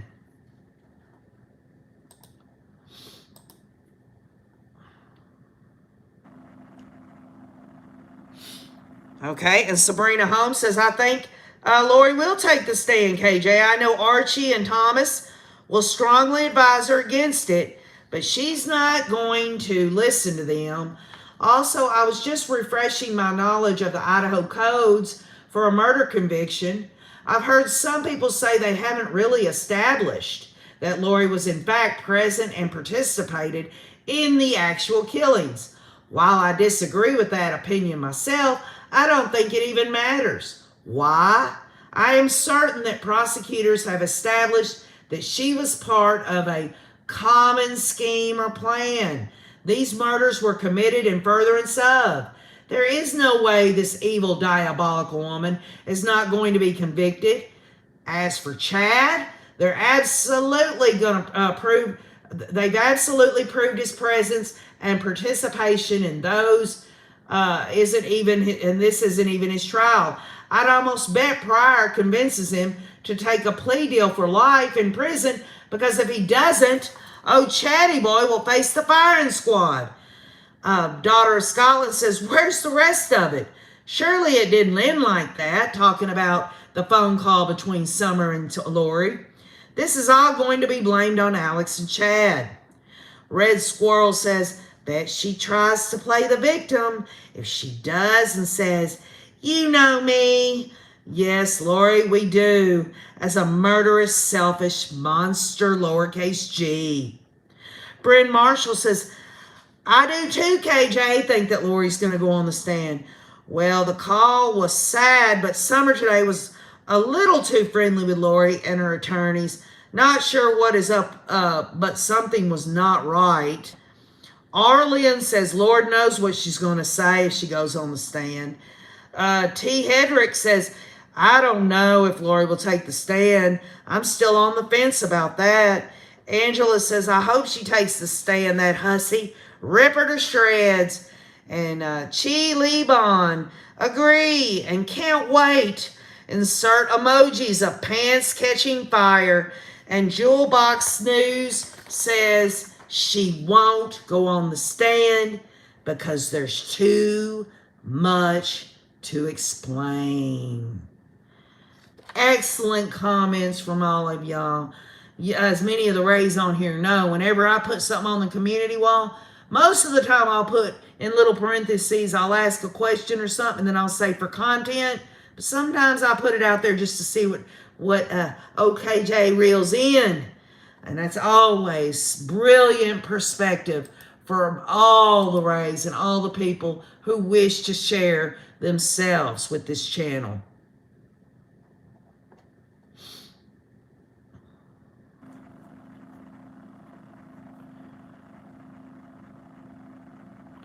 You know, Stephanie Tomic, we don't know yet if there was DNA on the duct tape.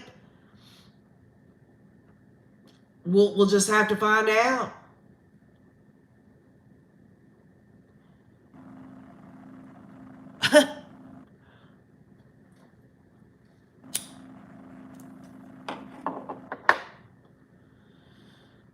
Denise DeTilio says the defense team is awful. Lori is sure getting her money's worth. Well, that's not privately attained attorneys. Those were appointed to her, and they're the taxpayers of Idaho are fitting the bill for that. And I will say they're giving her the minimum. The minimum, what according to law, they're giving her the minimal amount of defense representation. I'll tell you what, if she would have been smart enough to take a plea deal if one was offered, Archie would have done his magic. That's what he specializes in. I don't believe for a second that Archibald thought he was going to be going actually to trial. That's why we see John Thomas doing most of the cross-examination. Also, this whole thing about Lori taking the stand, if she wants to do it, y'all, it don't matter what her attorneys tell her or advise her to. If she wants to do it, she's going to do it.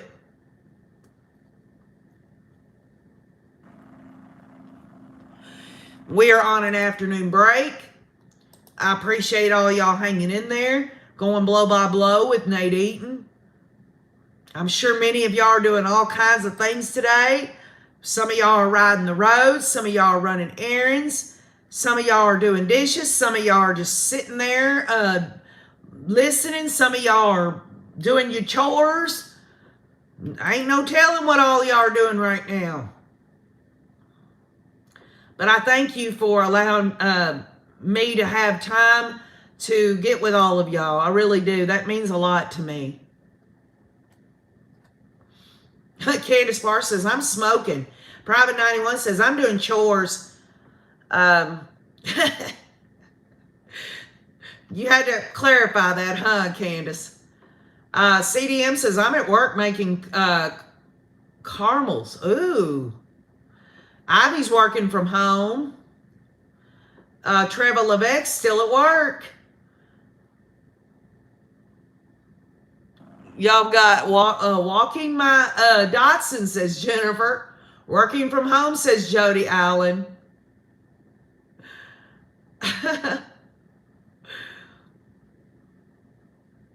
Birdie says, what was that? Cleaning? Street cleaning or stretch cleaning? I don't know what that said. Will you say that again, Ivy? I didn't get it. Everything's going too fast. Oh, Grammy's getting a petty. That's one thing Lori's never going to get again. Y'all wonder what remember when they showed her feet? When she came back from Hawaii, she had that nasty ass nail polish on them. She ain't going to get no petty. She's not getting no manis. She's not getting any manicures, y'all. Dire Bite PR's heading home. HD, mine, I used to be in the school pickup line years ago. It does get monotonous. T. Hedrick's just having coffee and a cigarette. That's my kind of person right there.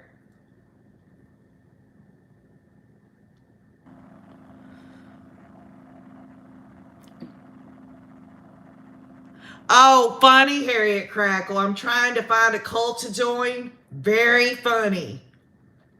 Very, very funny. Well, let me tell you something, Harriet Crackle. Don't find a cult to join. Start your own cult today. Tell everybody that you're a lowercase g. Tell them that you need to murder children and innocent people in order to establish this cult. You know? Y'all know I'm being facetious. The cult of common sense. Cute, Janae. Oh, that's nice, Playmaker. Making supper for Mom.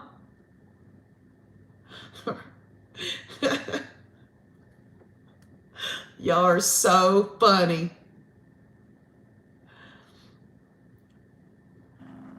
Oh, you think so, Jay Hughes? Oh, Renee's making dinner for her family. How special. You know what? Our lives are not always going to be exciting. Our lives are not always going to have a lot of things going on. There are plenty of people on this channel that are shut in. There are people that, are pretty much, some of them are by themselves. Others have a lot of stress on them, have things going on in their life. I want you to know something, and this is coming from the heart. You are so very special. You really are.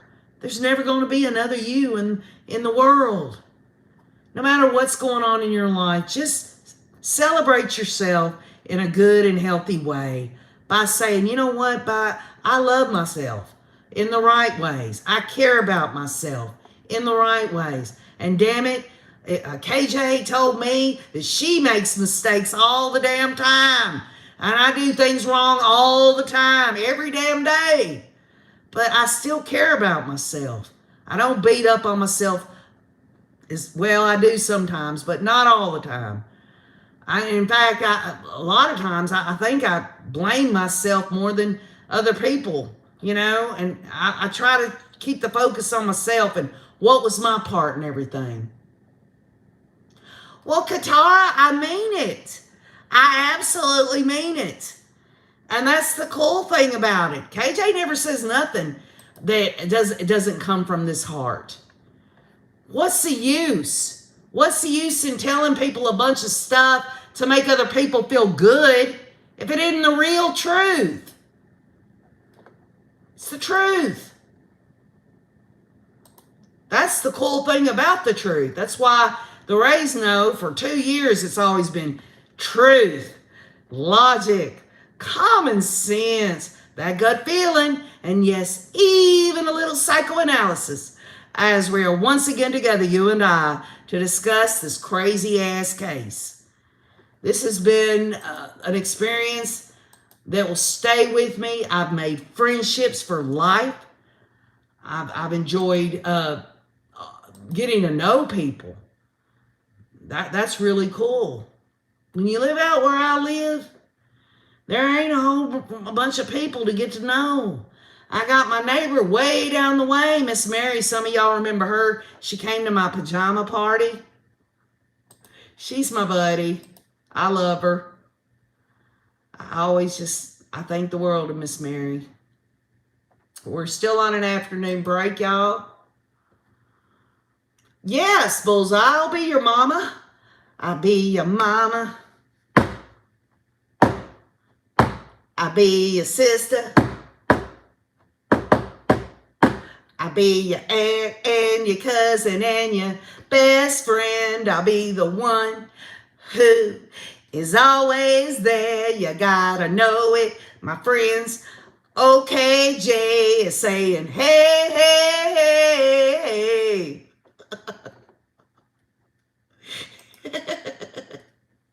I enjoy solitude too, Karen Holland. I really do. I like to be by myself. Well, I love you too, Nicole B. Oh, Scarlett is crocheting a baby blanket. I want to learn to do that, y'all. I want to crochet a baby blanket for my grandchild that I'm never going to get to have because for some reason my sons won't get married and get his wife to pop out one for me. It makes me just so sad to know that OKJ isn't a grandmother yet.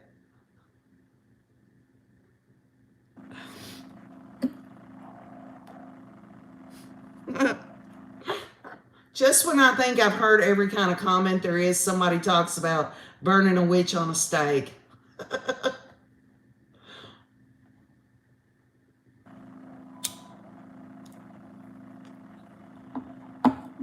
No, Private 91, I'm 52 years old. You think I want to be way older? I mean, I can still get out here in the yard and do a cartwheel, for goodness sake. Maybe I'll shoot one of them shorts of OKJ doing a cartwheel out in the yard so everybody can laugh at my old ass. The bottom line is I want to get out there, and you know, there are older grandmothers out there. Here we are, y'all. Okay, we're back. We're back, y'all. Okay, we are back from break, and Dr. Christensen is the next witness called by the state. It is currently 2:52 p.m. in the afternoon, y'all.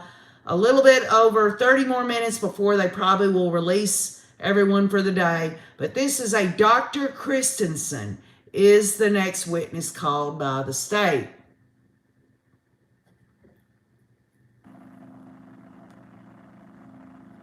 Susan Purdy, you have 3 boys. I've got 3 boys.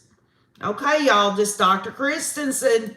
Let's put our thinking caps on. Y'all remember hearing that? Well, maybe some of y'all don't. When I was younger, put on your thinking caps, students.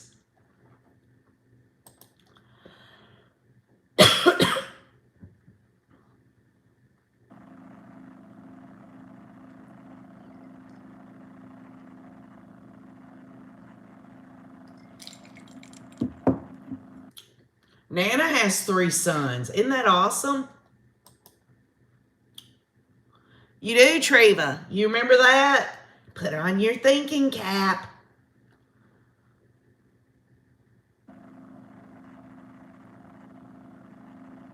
Mary R., that's a good question. Maybe somebody should write Lori and Chad and ask them what they do in their jail cell all day long. I can tell you what I think Chad does all day long. He knows there's people watching him, so he turns around in the corner and jerks his gherkin. That's what Chad does. Lori, on the other hand, she's got to wait for that dang, she's got to wait for those stiffened mashed potatoes to stiffen up so she can shape it like Play-Doh. She's got to make sure that it's good and ready for her late in the night when she slips into her portal of ecstasy. And then when she's done with the stiffened mashed potatoes, she adds a little water to them and she stirs them a little and eats them. That's what Glory does.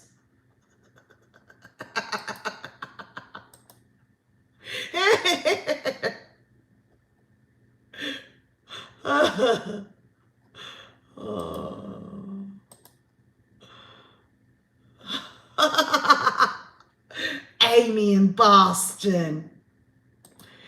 Oh my goodness. RDNAC is Lori is dancing in her cell. Thus, when there's nothing but a slow moving dream that your fears seem to hide, Deep inside your mind, all alone I have cried, silent tears full of pride, in a world made of steel, made of stone. Here she is, y'all, look. What a feeling. Da-da-da. The water comes down.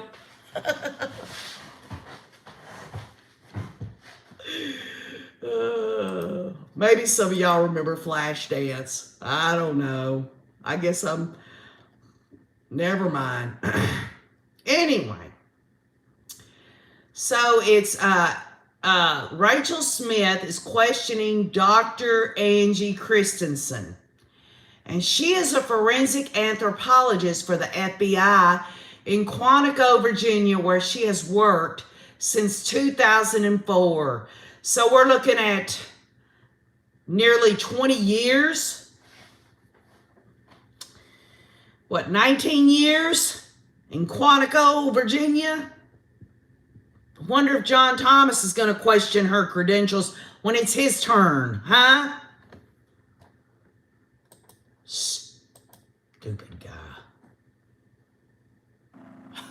Irene Cara, that's right. So let's keep in mind, y'all, this is a woman who has been with the FBI in Quantico, Virginia, and she's an anthropologist. Yes, somebody, I'm gonna grab my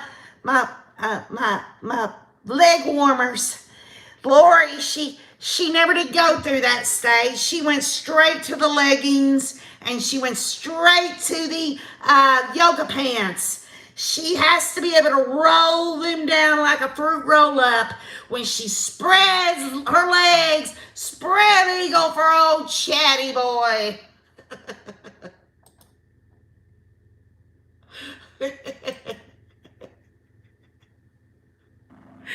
Yeah. Okay, now Christensen describes her credentials and training, saying forensic anthropology is a specialized area that includes the analysis of skeletal remains. Right, illegally blonde, yuck to them both. But again, y'all know how KJ rolls. I'm so angry about what I've had to hear today. This is a way to filter out all that crap that I had to hear earlier. It's the way I deal with it. It might not be appropriate. It might offend a few people, but the bottom line is old KJ's got to do what old KJ's got to do.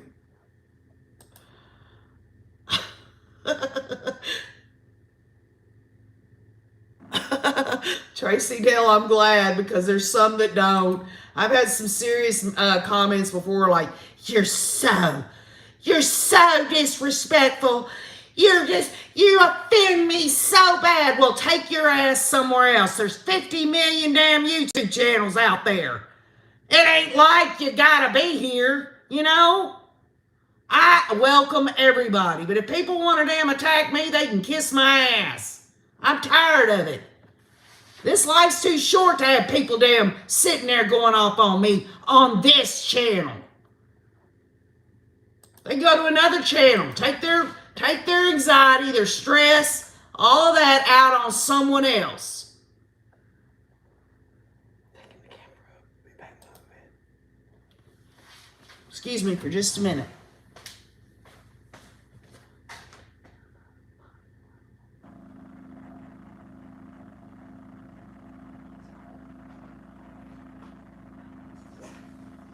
Okay, my husband has to take in our 40-foot RV for service because we're going to be taking it out soon. Does anybody want to go with us? We've got plenty of space. We've got, the AC in it works really good. We got an extra fold-out bed. We've got, the whole 9 yards in there, flat screens in every room. Let's go, y'all. Let's all hop in the 40-footer. We'll go. Christensen says a medical examiner would refer skeletal remains to a forensic anthropologist for a more in-depth exam. She says generally the exam will begin with a visual assessment of the bones and could progress to looking at bones under a microscope or using x-rays.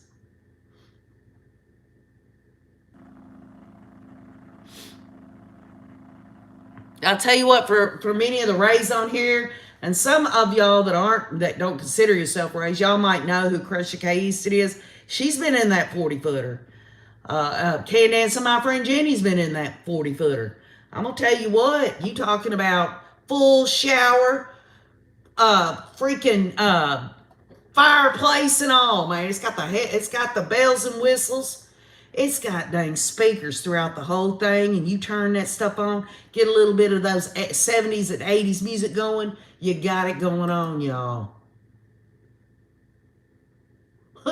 Harriet Crackle says, John Thomas is in the other room Googling how to be a lawyer. Y'all are so funny.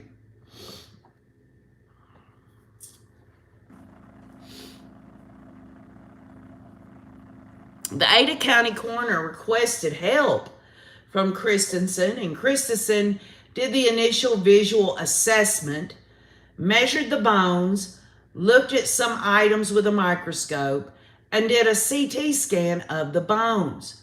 Christensen examined around 100 bones belonging to Tylee Ryan. And again, y'all, the reason the FBI was called in, number one, the FBI was called in, and these local municipalities, these law enforcement agencies, are able to get those extra resources because children were involved. That's when they can get help from the FBI. And I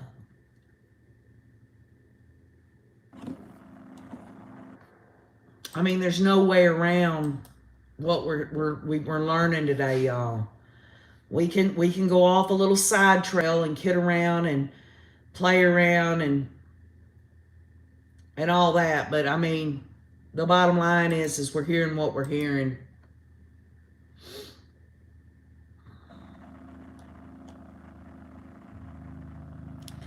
Now listen, this is interesting, y'all. Christensen said all major parts of the skeleton were represented when she did the assessment. She's not saying the whole skeleton. She's just saying the major parts of the skeleton were represented when she did the assessment. So that's good news.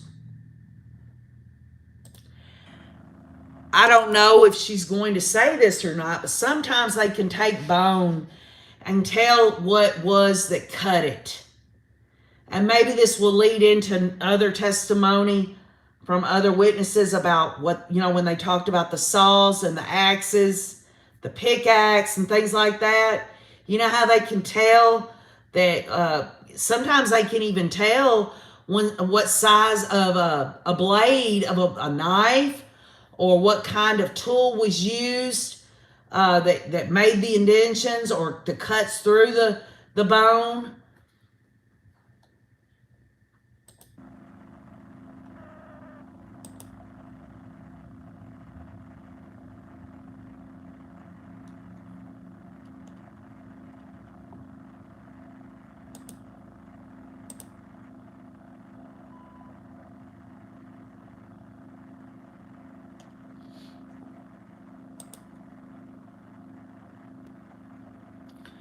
Tracy Dale, what's interesting about that, the way, the big question has always been, why put them in Chad Daybell's backyard?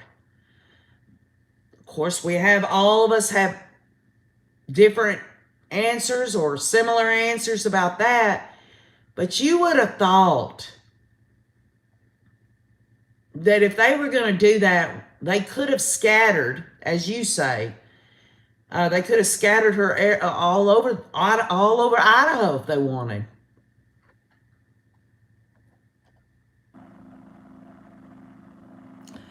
Okay, well then that brings up the next thing that I didn't know was coming. Christensen said when she received the remains, they were fragmented in nature and a lot of them were burned. 3 bones had sharp edges that were likely impacted by a tool. There you go, y'all.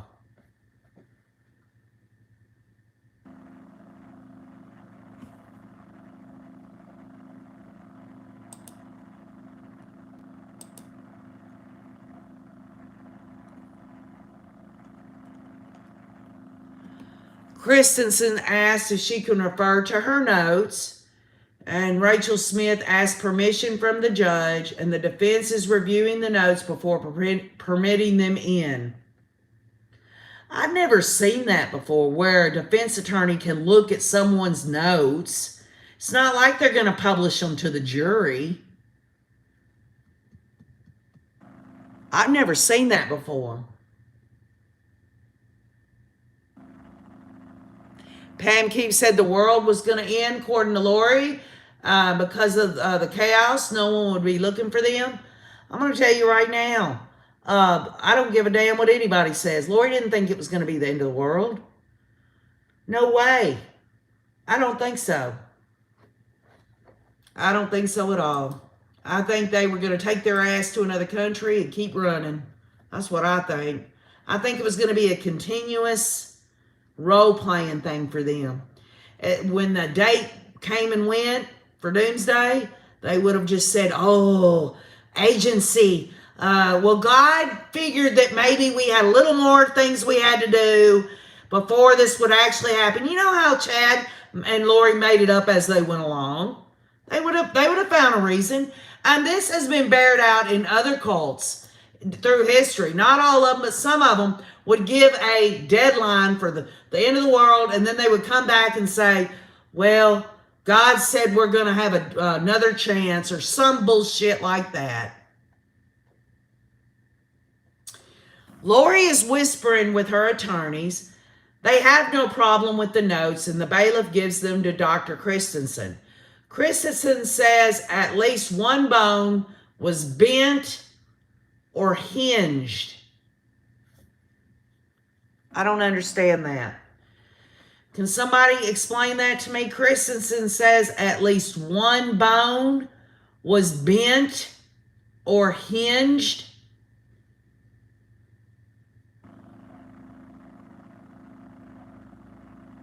I don't understand what she means by that. That's what I say. Private 91. Huh? Barbara Porter says, I don't know. They need to explain, says Dodging Bullets. It doesn't say, y'all. And, of course, we'll hear the audio later on tonight.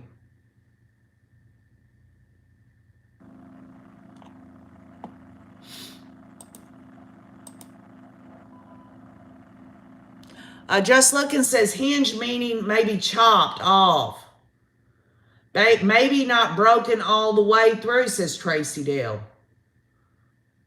Like curved, says Candace Parr.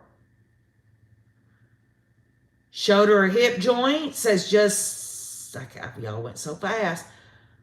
Tracy Dale says not broken in two. Lisa Fisher says knee or arm. Jennifer Sukit says, yeah, hanging on. Bones can't be bent, only broken. Huh.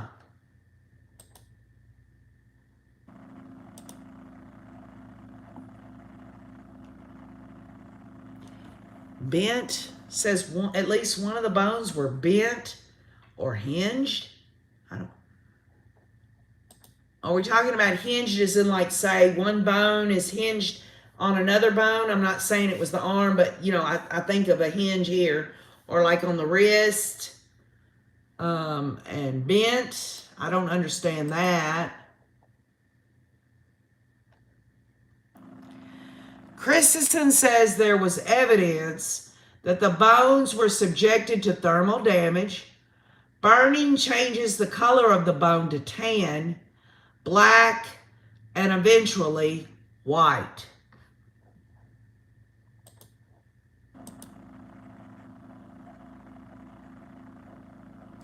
Oh, cut but not all the way through so it can be bent. Okay.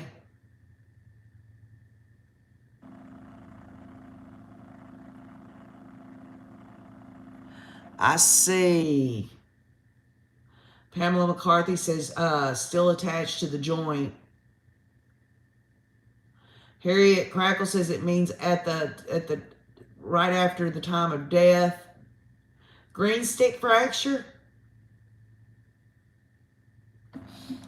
Very interesting. Man, y'all are the bomb. Thank y'all so much for really listening and trying to help me through this. It's almost like we're all here together, like we're all at KJ's house. That's so cool. Who would have thought this about 20 years ago? And some of you people know what I'm talking about. Some of you older people like me. Could y'all imagine we can do this day and time?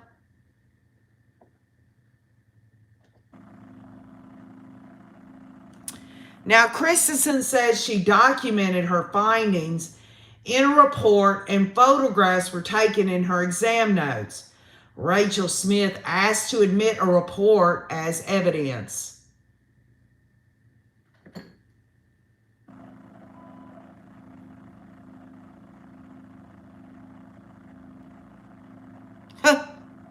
Treva, it's funny, ain't it?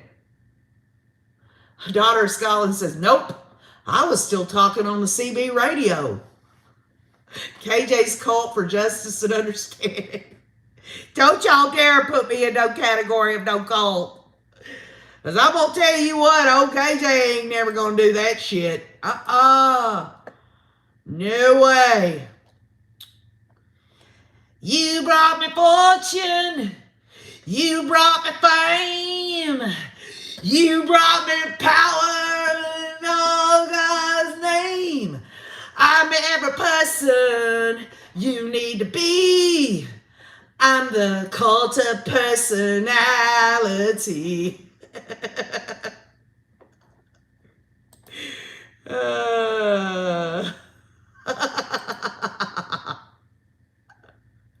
I say we start a cult about taking people that's going to spend life in prison and taking them out into the play yard at the prison, bending them over and taking a real good, hard, steel-toed boot kick to their damn ass. That's what I say.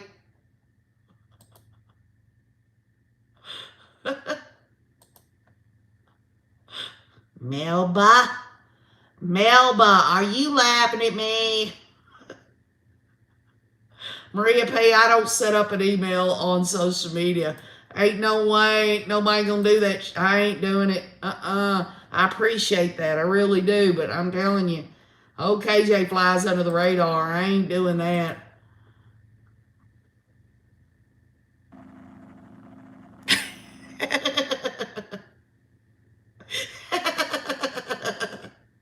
Okay, I'll think about it, back to country. I'll think about getting a P.O. box. Maybe I'll get one in Sugar City, Idaho. Oh, no, really, I'll think about it, okay?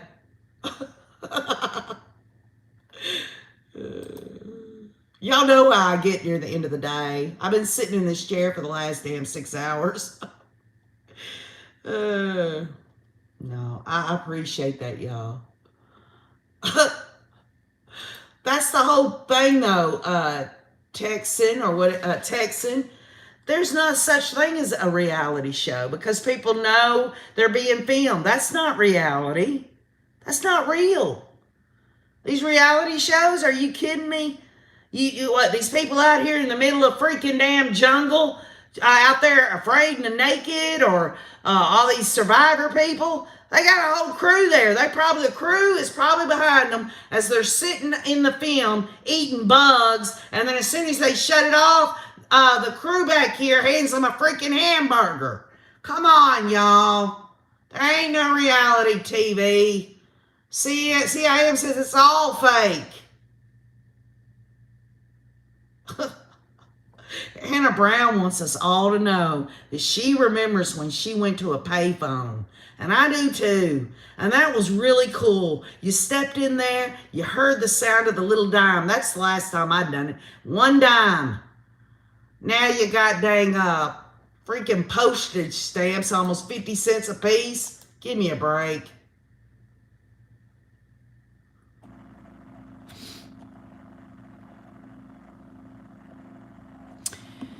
Now, John Thomas is questioning Christensen about the validity of the photos in her presentation.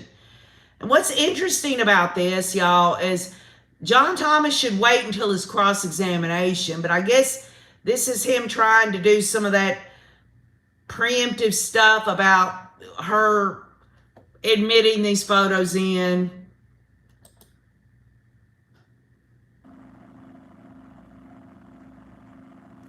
Rowan to you, mark me on it. They've already stayed strong on the gag order of the media in the Brian Kohberger murders. I mean, the murders of those students up in northern Idaho. They won't have cameras in the courthouse on that one either. You wait and see. You wait and see.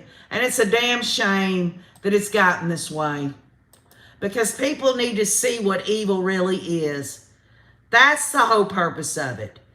To me, it's not entertainment. It's about seeing human behavior and how these people do all these criminal, lawless acts. I mean, these lawlessness. And they think they're going to get away with it. And you want to be able to see how these people operate. You want to see their behaviors so that you yourself can keep yourself safe.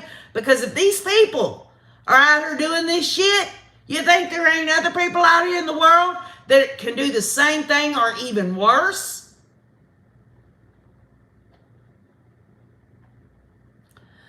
The photos are admitted into evidence. Christensen says there was one bone that had carnivore activity. Some sort of mammal had chewed on it, y'all. My God.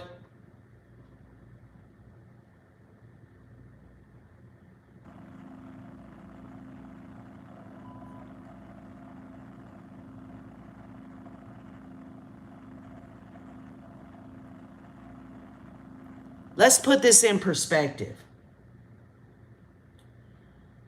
She was underground with cement and bricks on top of her.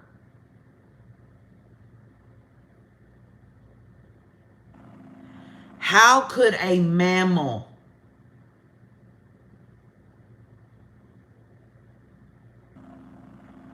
chew on her bone? And it was a carnivore activity, y'all. And I'm just going to say this. There have been several people over this last 2 years, not a whole lot, but there have been several people over the last 2 years that was telling me in the comments that they were eating on them. And I would think, first thing I thought in my mind is, damn, that's bullshit. Ain't no way, man. There ain't no way that shit's happening. You know, people have a right to their theories. People have a right to hear all these other people talk about this stuff. Carnivore activity on one of the bones. Some sort of mammal had chewed on it. Now, let's just take a step back. It depends on where they found that bone. If they found that bone near the fire pit or in the fire pit, and this has been 8 months, y'all, then I could see a dog or anything coming in the yard and chewing on that bone. But if they say that this bone was underneath those bricks,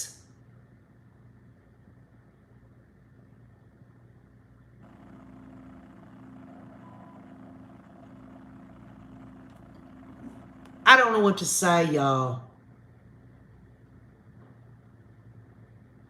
Y'all, I don't know what to say. This is just way out of my league.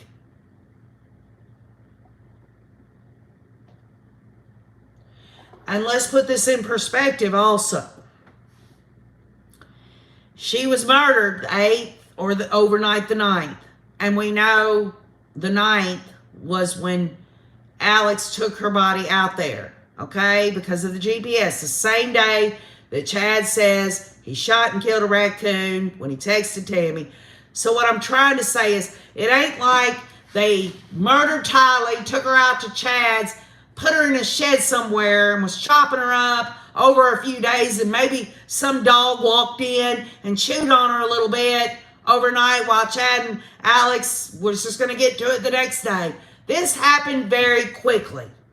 So unless this bone was in the fire pit, exposed to where some dog or a scavenger, maybe a possum, a raccoon, or something was chewing on it,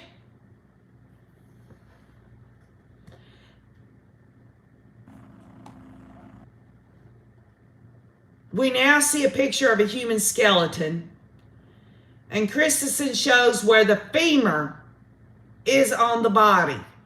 She points to the legs. The next photo shows 3 parts of Tylee's skull. On the right side of the face and upper jaw bone, there is a blackened area that was altered from heat. Lori continues to look down, not at the screen showing her daughter's bones. And why would she? Why would she?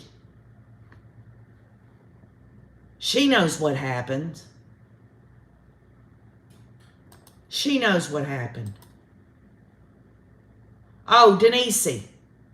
Not only does she gets to hear, Lori gets to hear that mud and rocks and twigs are mixed in with the big clumps of her daughter's flesh, that her daughter's heart and lungs were still attached to each other. But now Lori just heard that her daughter's bone was chewed on by a carnivore.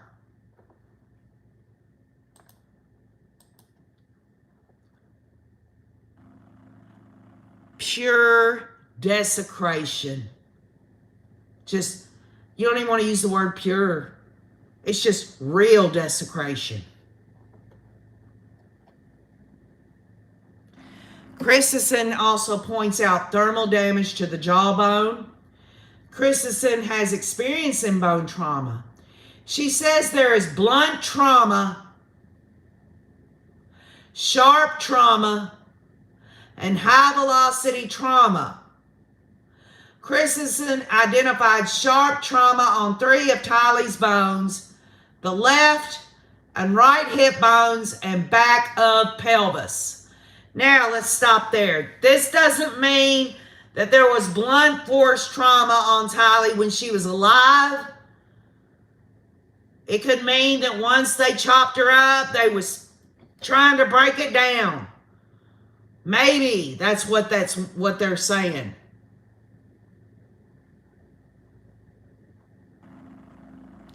I'm sorry, y'all. I'm sorry I got to tell you this stuff. This is bothering me too. I'm sorry, Cindy K. I'm sorry, y'all. I don't know, Stella, if Chad had dogs.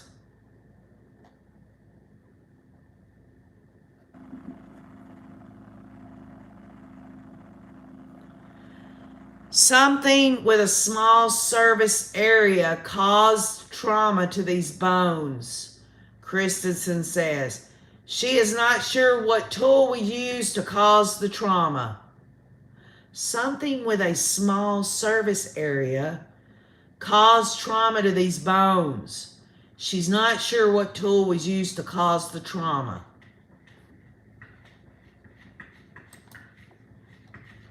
Lisa Fisher says surface area.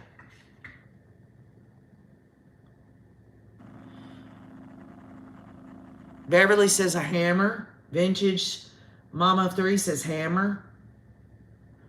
Bjorn Holmquist says hammer. Pickaxe. Hammer. Small rotary cutter. Pickaxe.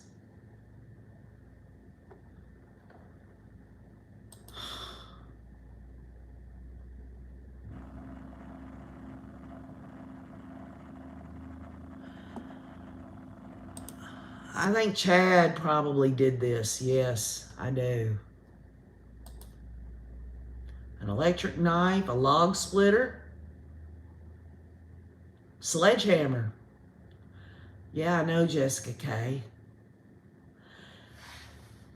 Can y'all believe this shit? I mean, really, can you believe that human beings can do such things? It's enough to murder them and snuff their own life out. Now they're going to desecrate their remains so that these people that consider themselves lowercase g's don't have to face the music of what they've done. The next exhibit is a photo that shows the sharp alterations on the bones. Christensen says there were 5 areas of sharp trauma on the left hip bone, and they were not the result of a disease process. So, would somebody please confirm, because my head is swimming right now, are we talking about when Tylee is being dismembered before being burned, that these instruments went into her? Or that perhaps they were hitting those areas to break all of that up? Does anyone... She was being dismembered.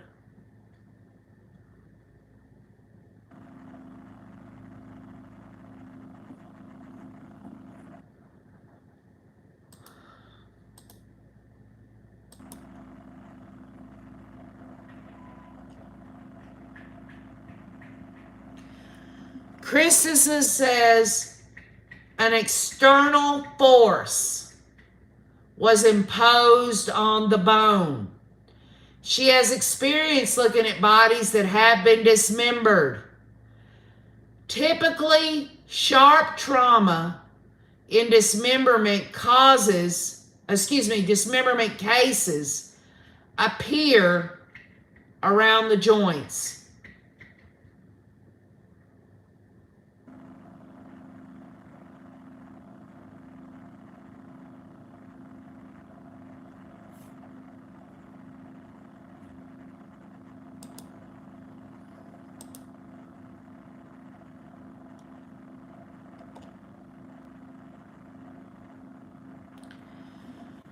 Christensen says the images we are seeing are not consistent with dismemberment because they are not near the joints. The purpose of dismemberment is to break the body into smaller pieces. In this case, all of the sharp traumas are in the area of the pelvic region. I don't want to picture it, y'all. I don't want to picture it.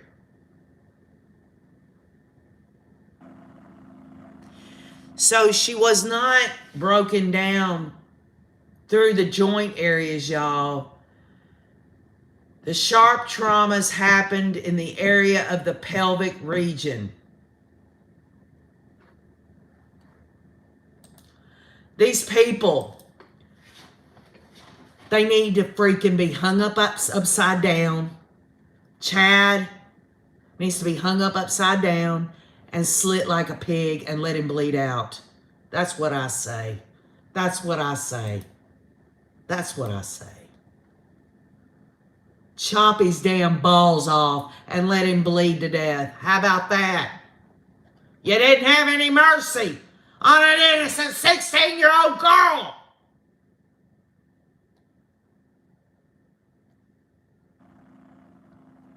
You can see evidence of the sharp trauma in some bones on both sides, meaning the instrument went all the way through.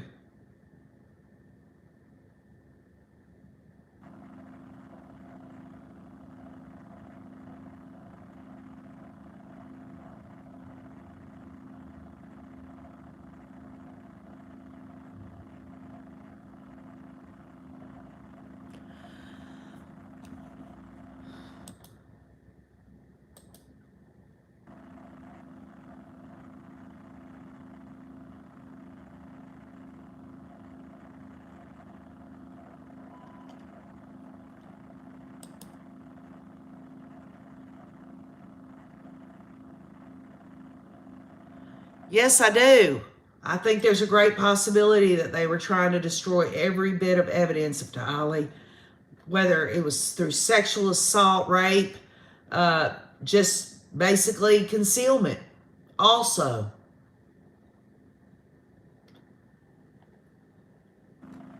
And let's just get real, y'all. As much as I cannot stand that evil, diabolical hussy Lori, you know she wasn't involved in that. I don't see it happening. I don't. This was Chad and Alex. This was Chad and Alex, y'all. It's just an opinion. Lori's too damn much of a coward. She's got someone else doing her damn dirty work.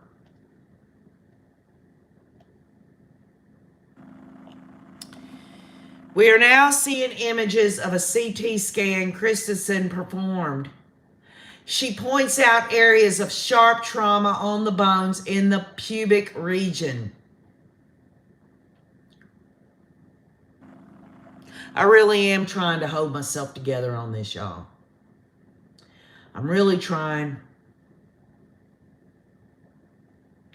I keep trying to get these pictures out of my head on what that would be because I'm a very visual person. And when I read something, it's automatic that I start to visualize what the words are supposed to be saying, and I don't like it. I'm having to shake it loose.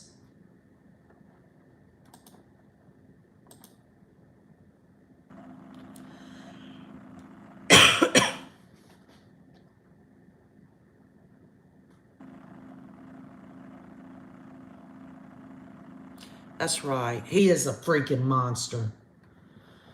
All right, Rays and everybody. Court is adjourned for the day. Join Nate Eaton tonight at 7:30 p.m.